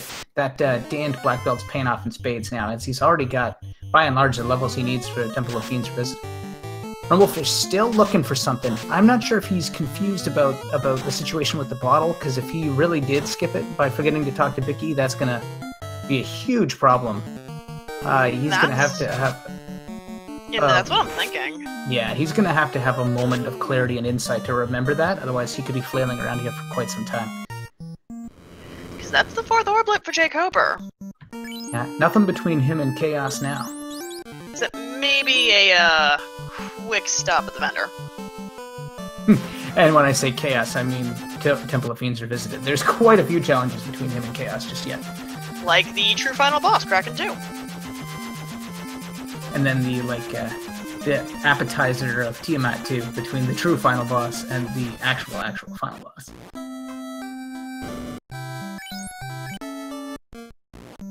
So, chat saying clearly someone needs to hack mandatory Wormex into the rando nits. Why don't you take care of answering that one? It's not so much hacked in as properly implemented. The production version of Final Fantasy Randomizer is what's being used for this tournament, and you can get to it at finalfantasyrandomizer.com, and you can cook up an FFR seed and go to town, and I encourage anyone interested to do so. But there are also beta and even more unstable alpha builds available at beta.finalfantasyrandomizer.com and alpha.finalfantasyrandomizer.com, which I would not recommend for someone just starting because, you know, they don't have the same stability guarantees as the production site, which is where you should always sort of begin your FFR journey. But a lot of the features incubate in those beta and alpha websites before they get promoted, and forcing a required Wormec is one such feature. So that will be coming to Final Fantasy Randomizer soon. It's even better when you have floor and engine shuffle on and you just happen to find whatever entrance is the Bridge of Destiny very early on in your game. All right. Run all the way to the end on a hero run, and right there is the Wormec, directly in front of you. At the 80-minute mark, Jkoper kicks in the door to Temple of Fiends Revisited, on pace for a pretty good run here. If you're just joining us, let's do a bit of a recap. So, we had a canoe from the king right off the start. After a pretty generous opening, there was Fire 3 and Fade available, White Mage exclusive. Rumblefish took the opportunity to re-roll, get a White Mage specifically for that Fade spell, and it's paid off because there was also a White Mage only Life 2. Jkoper, on the other hand, is stuck with the 2 Red Mages, and so he didn't get Fade or Life 2, but he does have Life 1, and Nuke was at level 2 of the Black Magic, so he's done quite well there. We've had an interesting balance between the 2 choices. Then the rest of the seed has gone pretty well. Floater was purchasable in Crescent Lake, and that really opened up the doors, and it just became a fairly typical, straightforward seed after that. Vicky had the bottle, and it looks like Rumblefish forgot to talk to him after defeating the pirates, and that's really what separates these 2 runners here, besides about 2 to 3 minutes of routing, as Rumblefish still has to defeat Tiamat before he can go to Temple of Fiends Revisited, and then all of the Sea Shrine. So he's off the pace quite a bit now.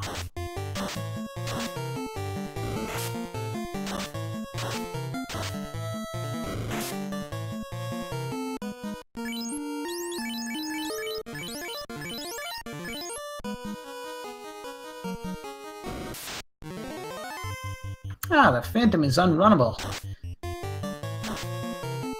The Phantom is the sort of the gatekeeper trap tile boss at the beginning of Temple of Fiends Revisited, and famously worth virtually no EXP or gold. Unfortunately for the Phantom's popularity, since Unrunnable Shuffle was made available and leveraged in these Swiss flags, he's often runnable, so you can just take off. The rest of the Temple of Fiends Revisited bosses, and of course Chaos himself, you can't run away from them for obvious reasons.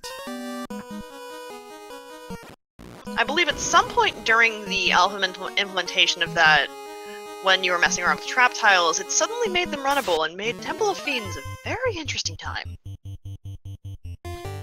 In fact, it made them not trap tiles at all. There were a couple builds out there in the wild where you could just walk right across all the Fiend Revisited battles and just go right to Chaos. And while that sounds pretty wacky, that's actually an option too in the upcoming randomizer, just being able to crush the Temple of Fiends Revisited down to a single portal right to Chaos. And it allows for shorter races, easier ones of course, but sometimes you don't have the time to play a full seed. Like even these Swiss flags take good players often up to an hour and a half, or more, depending on of course the randomness of it. And if you don't have an hour and a half to play, you want to play something quicker, we can accommodate that now with some new flags that really shorten the game a lot.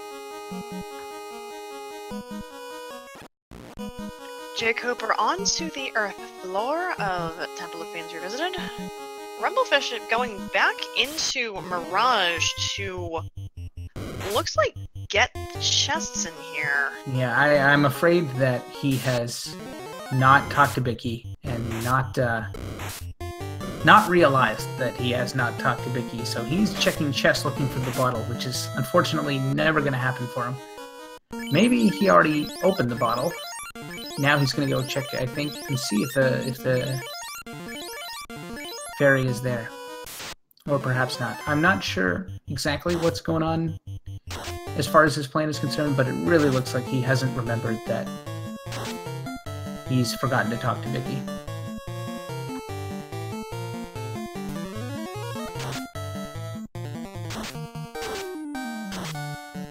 Oh! That...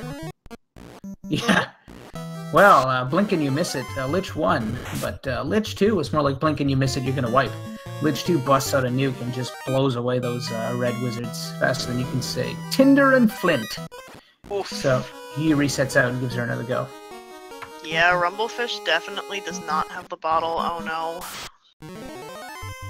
Oh. I thought he might be heading provoke away, but no, it looks like he's gonna go splunk the volcano.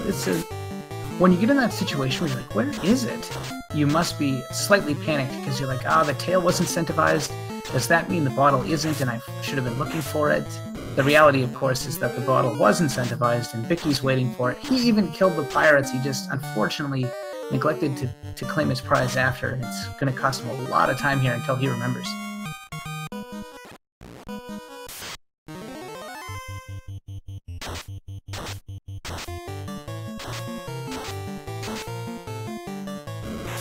I'm wondering how many chests he's gonna check before he realizes it. Yeah, it's anybody's guess. What I really hope is that he doesn't do something like Dive Marsher or whatnot. He's picked up the Opal Bracelet. Depending on just how brutal this Topher is, he might have a lot of time. The Phantom is unrunnable, and Lich 2 is already a gatekeeper with Nuke. The good news is that for Jkoper, of course, in addition to the fact that he's got a big lead now that Rumble is missing out on the bottle, is that if Lich 2 has Nuke, that means one of the later bosses won't. And Lich 2 has the least HP of all the Fiendry fights, being the first one. So he's going to have to try and just get that fight over with as quickly as possible. And at least he has 2 of his party that actually have life. He might not have life 2, but he's got 2 with life 1. Yeah, every level on those red wizards is going to help them have just enough max HP to survive that nuke.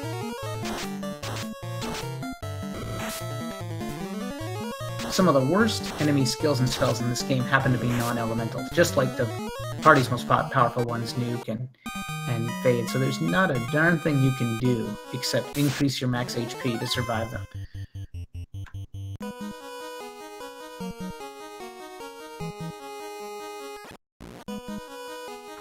Question from chat, is Opal better than gold? Yes. The copper bracelet gives you a paltry 4 absorb, I think.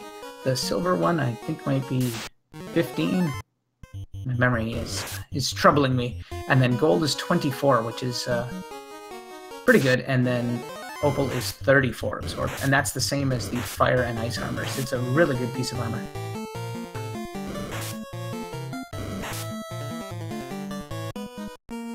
Jkoper almost back up to Lich 2.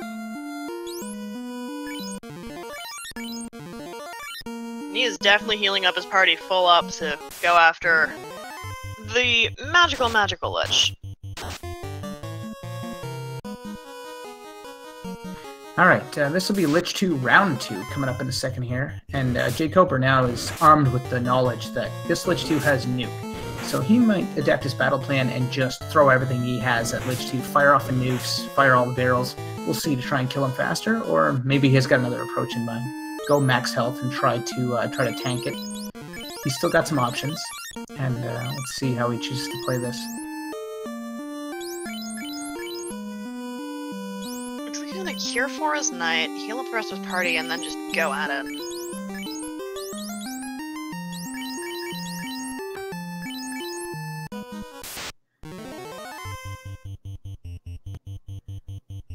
Doesn't even look like he's gonna go for the power bomb. He's just gonna go straight at it and see if he can kill Lich before Lich kills him. Yeah, Lich doesn't have much in the way of attack. Oh yeah, there's a good hit. 460 right off the top. And Lich he's down. 2. Lich 2 has got some brittle bones. Hasn't been drinking his undead Malk. And only a couple of shots and he's done. So Jkoper dodges a huge bullet there. Malk. But I always drink my Malk.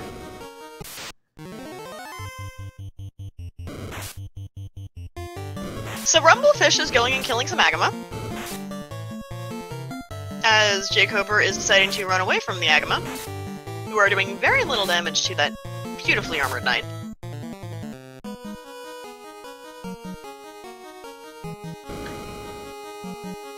And Jkoper is going to go after Carry 2,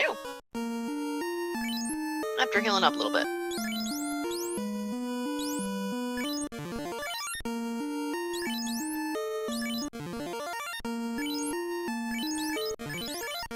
So Kraken, or pardon me, Carry 2. Carry 2. Let's not get ahead of ourselves here.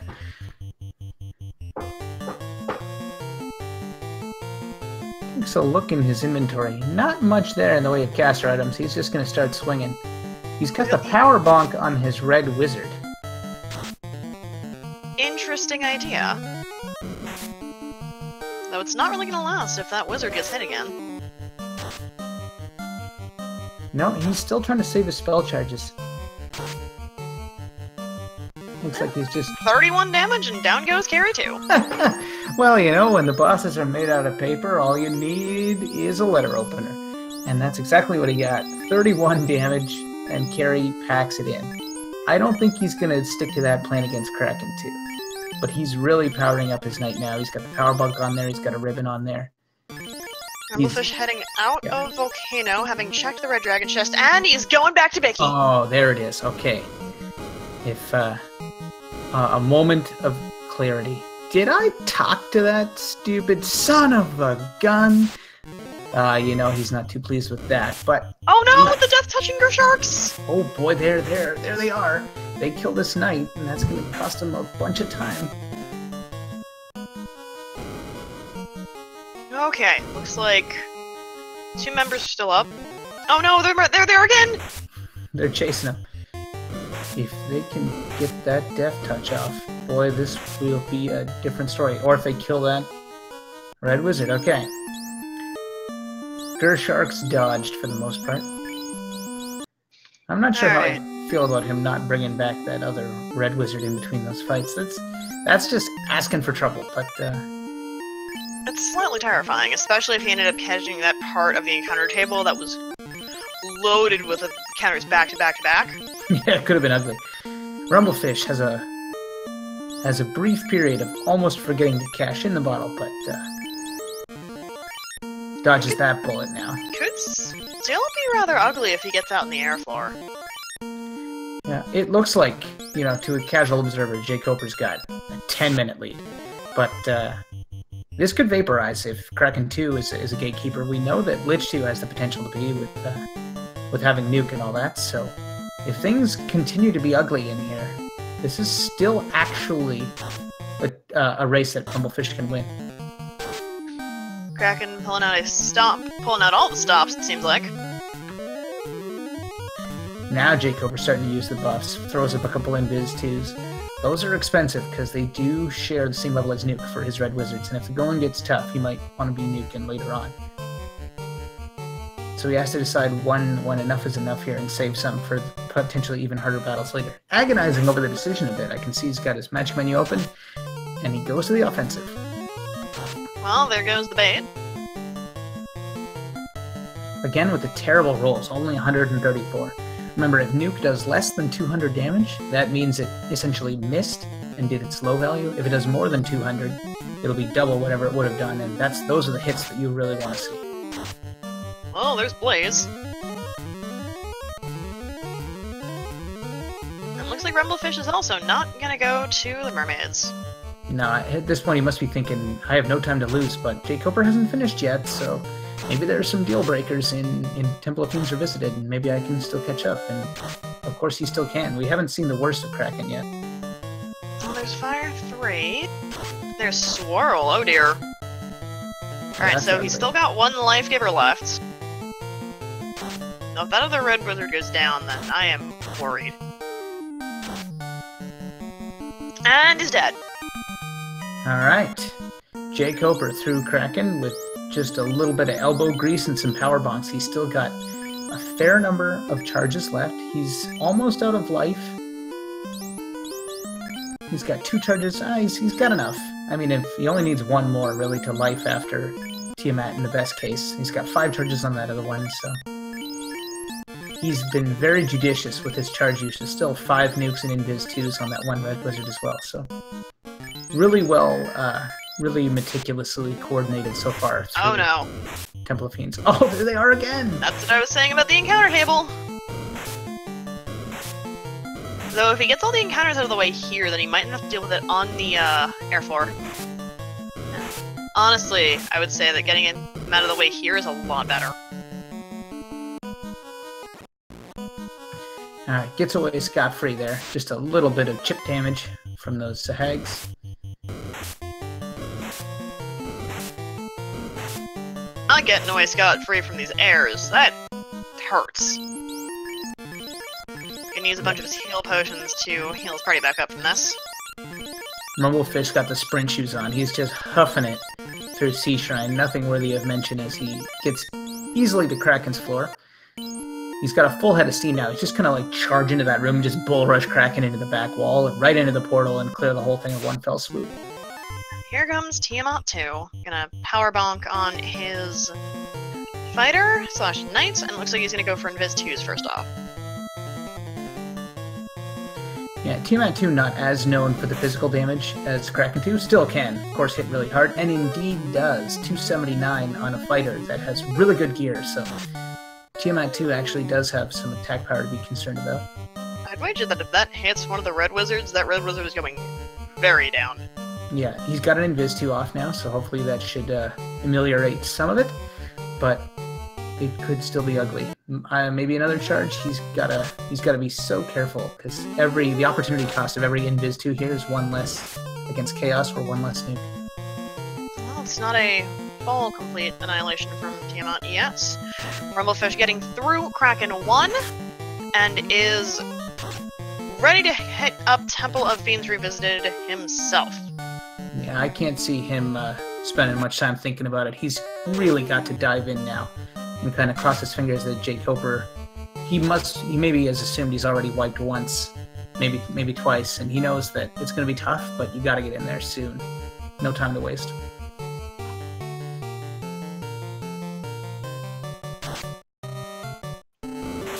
Oh, and so dear, the knight is down. Oh, this could be exactly the opening that Jkoper was, or pardon me, that Rumblefish is looking for. Jkoper, if he wants to defeat this Tiamat, he's going to have to start dropping bombs here. That it does. Tiamat 2's down, and he still has life left. He's got life, and he's got 4 charges of Cure 4 on one of those red wizards, now to 3. Yeah, he actually... That is magnificent.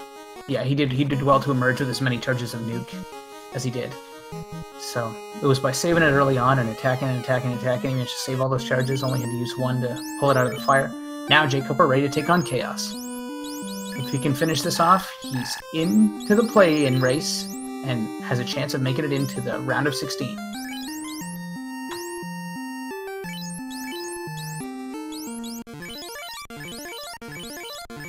Gonna heal up, and Rumblefish has now entered the Temple of Fiends Revisited. He's gonna even bring up Hero, that lovely, lovely master, just for the sake of putting a meat shield in front. That affable black belt. We'll see how he fares against the mighty Chaos. He's got nothing to do on the first turn. That knight's going to power bonk. We're probably going to burn up the Invis 2s here. Yeah. Hey Nits, I guess you could say that Jkoper is holding out for a hero? Nah. 2 hits, 2 damage. That's more than I expected. Got 1 power bonk down. Chaos already misses the hero. We might have a pretty weak sauce Chaos if Jkoper is lucky, and this could be over before it starts here. Well, the blizzard didn't kill him.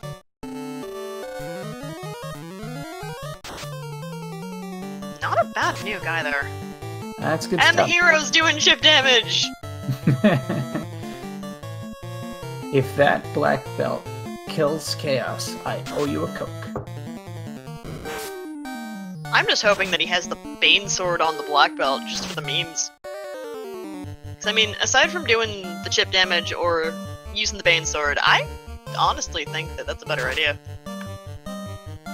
Chaos is either out of gas or toying with him here. We haven't seen a lot out of the big giant.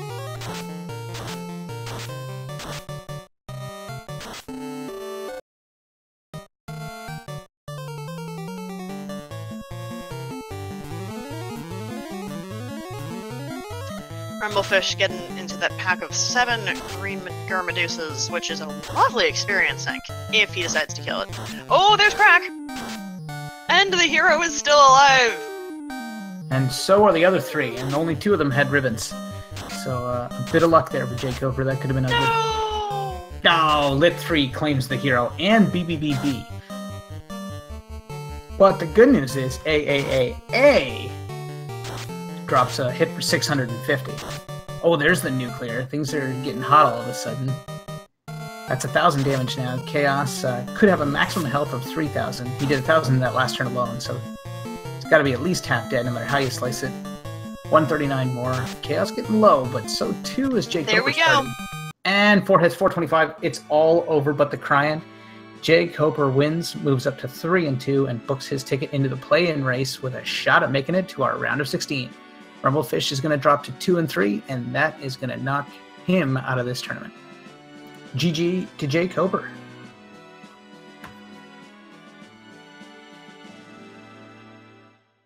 GG to Jkoper indeed.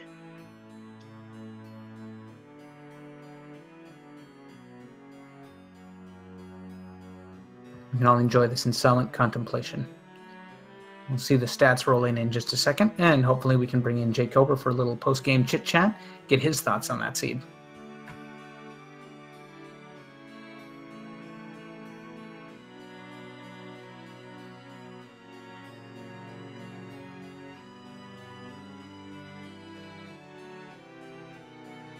And Jkoper is tonight's winner with a final SRL time of 1:39:39. Just coming in below an hour and 40 minutes, just under 100 minutes. Let's see if we can't get him in here to talk about this.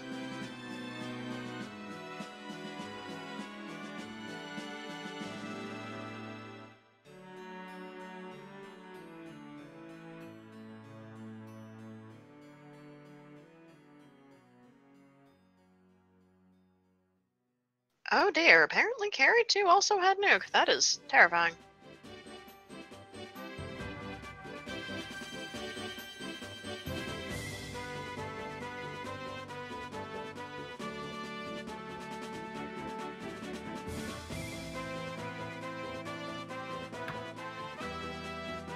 Rumblefish looks like he's content to take at least one shot at this. We know that things get worse the deeper you go. We've got nuke on Lich 2, and Chaos has a few tricks up his sleeve, but not the worst Fiendry fights I've ever seen.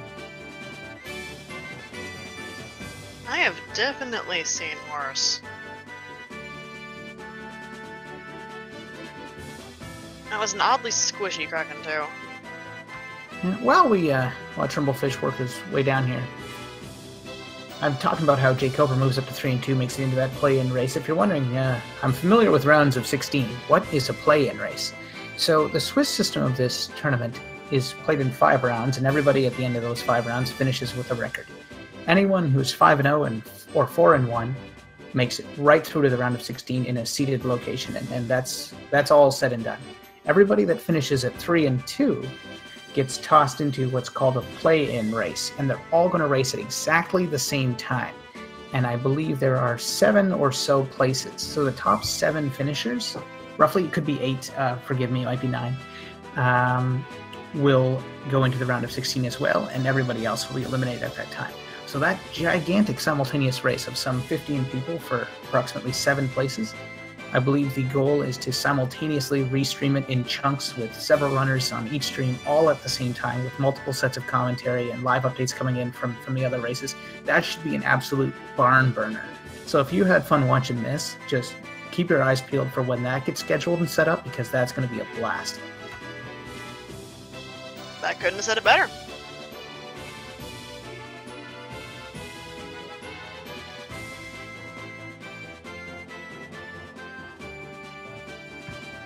Rumblefish has handed off the Mass Moon to that Danned. Well, I guess he never did Dan the Masters, so just not quite enough levels where the Bare Fists are going to outperform the Mass Moon, and so he's got the Vorpal on his Knight, Massa on the Master for some extra damage support.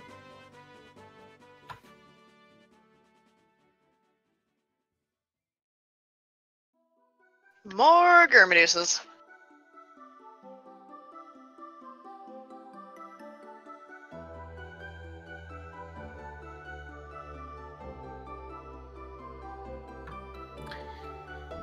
A barn burner doesn't mean you watch a barn get burned. I think the real majesty of that metaphor is that the party is so wild that as it spins out of control, someone accidentally knocks something over that creates a sequence of events that ultimately results in a barn burning to the ground. That's just sort of the finishing stroke on what is completely unhinged bedlam.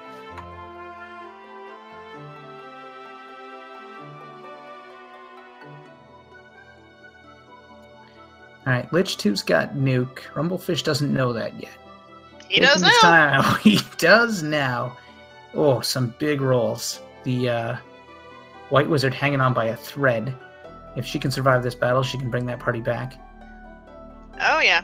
Ah, and speak of our champion, ere he arrives. Congratulations, GG Jkoper. Thank you. GG, I guess. It was a great game for me too, but you're tonight's champion. So I actually had the luxury of calling your race last week. You lost it, and you told me then that you maybe were a bit too conservative. Tonight we saw you maybe not be as conservative. How do you feel that you adjusted from one week to the next? Well, I don't know. It was a bit dicey in the end there, that's for sure. But I made some silly decisions. Like I should have for sure put my knight in third, and I also should have put my healing items on, between the two red mages and not on the same one. And I certainly shouldn't have put them both on the one without a ribbon. So that would have made it a little more comfortable. But I don't know. The pacing with the spells and everything kind of worked out fairly well in the end, I guess, through all of Temple of Fiends. So I don't know that to complain about. That black belt, was there any talk like that he was actually gonna live through the whole fight, maybe even kill Chaos? He was a champion there at the end. There absolutely was, and I told Poogle I'd buy her a Coke if he delivered the finishing blow, but alas, it was not to be. Oh, that's very generous of you, though. Thank you. I want to say that you were the benefactor of Rumblefish making a bit of a rookie mistake. We were talking at the beginning about, you're the wily veteran. You've been playing this game as long as anyone. Rumblefish, new to the community, made a critical error, forgot to talk to Bicky after killing the pirates, didn't realize that he didn't have the bottle for a while, and that sort of really let you open up a lead that let you get away with those wipes in Temple of Fiends Revisited and still prevail. Yeah, well, there was only one total wipe. Yeah, there was an early reset, right? Yeah, I didn't even wipe, but it didn't seem worthwhile continuing. There was definitely, I think you would ask me about this, there was definitely some regret when I went to the White Magic Shop after I killed Garland that I didn't have a White Mage, but I wasn't going to reset for that. I feel like with Nuke at level 2 that it worked out pretty fine, although it was, a bit frustrating that I couldn't get Fade, I couldn't get Life 2, I couldn't get Exit. I made the best of it, and I think it turned out okay. I don't know where Warp was. I think it had to be either level 7 or level 8, somewhere I couldn't get it anyway. So, not worried about it.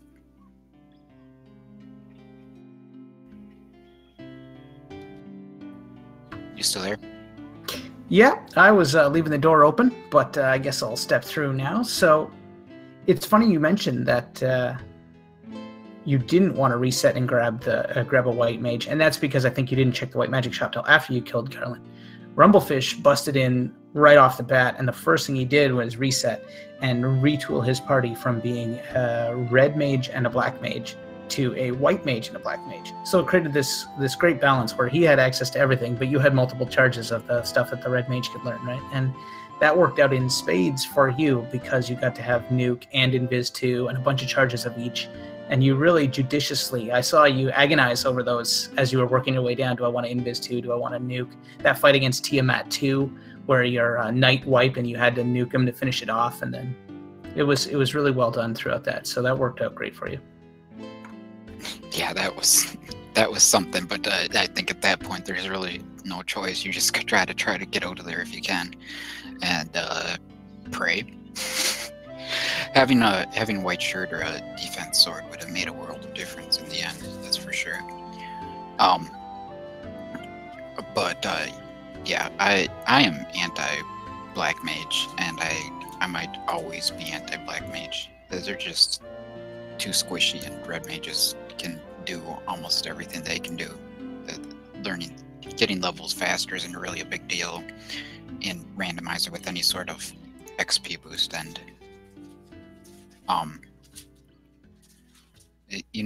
the higher level spells, you get so few charges of them that it really makes too much of a difference anyway. So I don't know. I didn't have fast or temper or anything like that, but the power level was enough. How about that Corneria Castle Armory? Dragon armor, power bonk, and a ribbon? Yeah, so we were like, less than a half hour in or something, and I was like, we don't really need to open any more chests the rest of this game. Everything's here. I don't even know for sure what I was hoping to find. Like, third ribbon would have been nice, but that's, I don't know. It feels like a little greedy even. I could have just gone the whole time without opening a single chest at that point. Another mistake that I made that people might have been confused about was that I forgot that I hadn't checked the initial armor shop, and I was looking for that gold bracelet for my last my red mage. So yeah, it looked like you were retrotting some previously visited places. I couldn't figure it out, but that makes sense now that you mention it. Poogle, Yeah. Did you want to ask anything? No, you just about covered it. All right. Well, I'll put me back on the spot. So, Yeah. you mentioned some errors you made late game. Did you find yourself kind of ambling around a little bit mid game? I know during the Crown Quest that I was being critical, and I couldn't remember exactly what it was now, but it seemed like you ducked back and forth to a few places. Do you recall that, or am I just talking crazy? no, I was pretty happy with my routing at that point because I hadn't done the pirates yet, and I felt like I was making a nice efficient loop there as far as I was concerned. Okay. Because you went to the Northwest Castle and then didn't go to the dwarves to check their chests, and then you did go back to the dwarves, I think, much later to check those chests. Were you waiting to see if you found the adamant, I guess? I was, the Northwest Castle was kind of an unplanned thing. So I kind of, it was a bit of spontaneity that I just decided to drop there while I was passing. And then the dwarves, I think I would have stopped there after Canaria. I just kind of blanked on it, and I thought about just skipping it because, like I said, we didn't need anything, but I went in there and there was a Bane sword and a nice sword, and I think that's it. But I figured whatever. It was just a little walking out, and maybe that extra damage and a Hail Mary item might be good for something. But man, I know I didn't find hardly any spellcasting items in this whole seed. And don't look now, but Rumblefish has completed his run as well with an SRL time around 152 and change. We'll get the official number in just a second. It'll be only good enough for second place tonight, and that'll be the end of Rumblefish's tournament. But as we look back to Jkoper, 3-2 is going to move you into the play-in race. So that's going to be quite the meat grinder. You've got roughly 15 or so people fighting for 7 or so promotion spots. I apologize, I don't have the correct exact numbers. Do you approach a race like that differently? Are you going to be a little more conservative or a little more risky, in other words, or are you just going to kind of play it the way you played this week?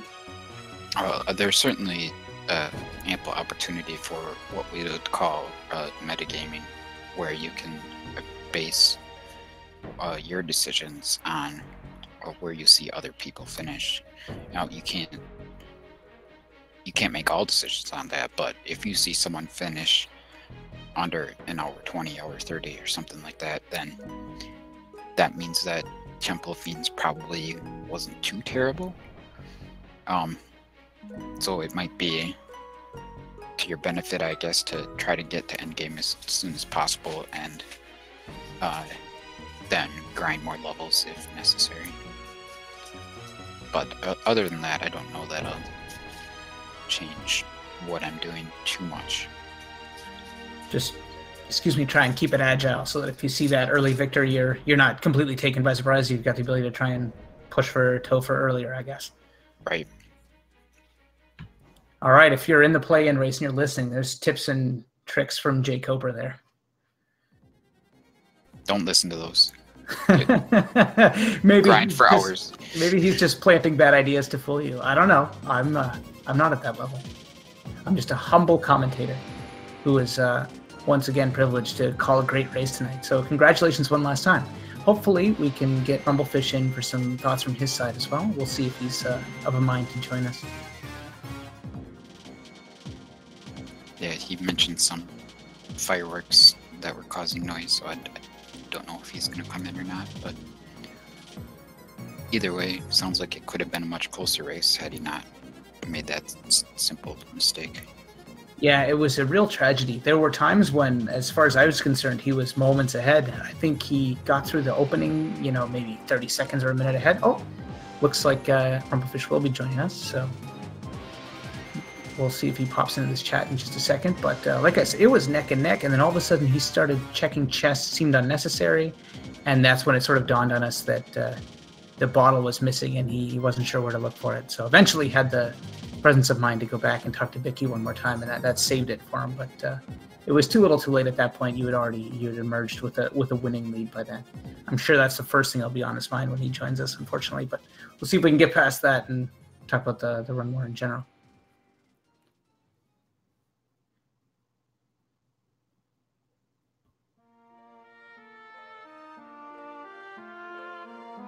So, Jkoper, just as he's about to join, any final thoughts from you on how tonight's run went? The preparation begins for the play-in race later? Yeah, no, I'm mostly just thinking about the timing of that play-in race. It's going to be not the most convenient for me, but maybe I'll make it work.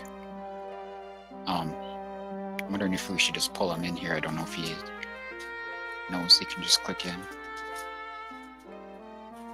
Can try if... And that's exactly what I've done. Placed the cane around his neck and yanked him onto center stage. Rumblefish82, are you there?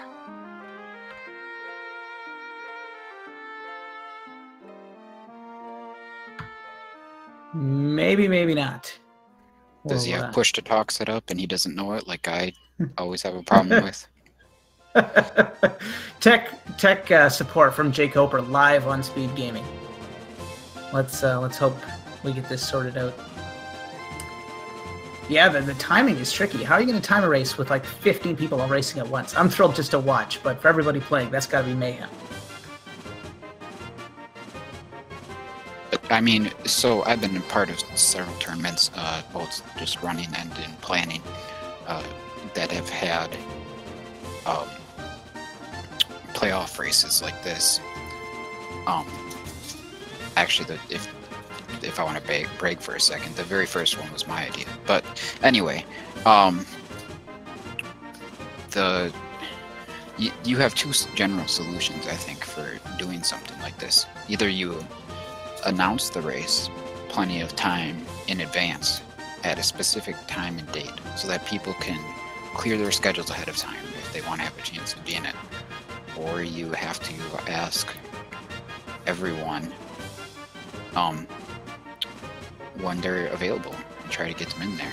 So this time we took the latter strategy, and I think it's just a matter of when the most people said they were available. All right, let's try this again. Rumblefish, are you with us now?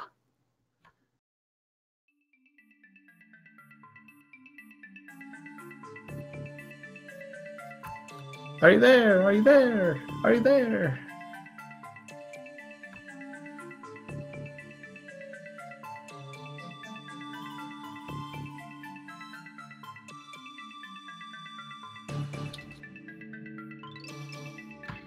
And while we try and sort this out, I just want to once again call to attention Rumblefish82 on your left, Jkoper on your right.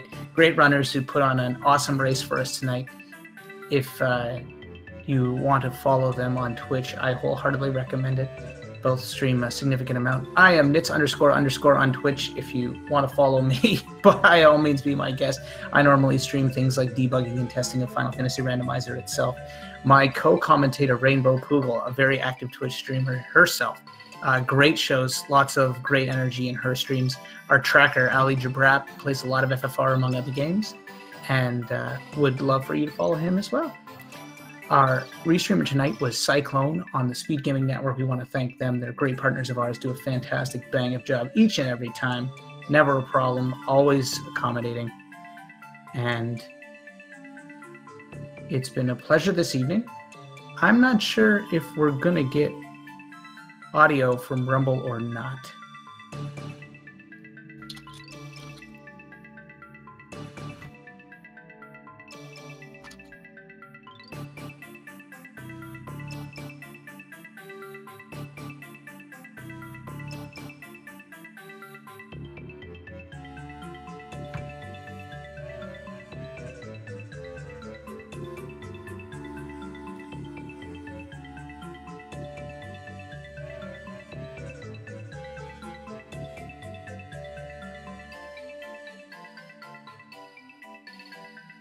Well, I think that's going to have to do it. I just can't seem to get this sorted out. Got a bit of a microphone problem, so that's probably going to do it for us tonight on Speed Gaming. We'll get that. Keep your eyes peeled for that play-in race. It's going to be scheduled for later this week. Should be an awesome show. For everyone at Speed Gaming, thanks for hosting us. Rumblefish82, Jkoper. They need your follows. They love your support. And we'll see you next time. And good night.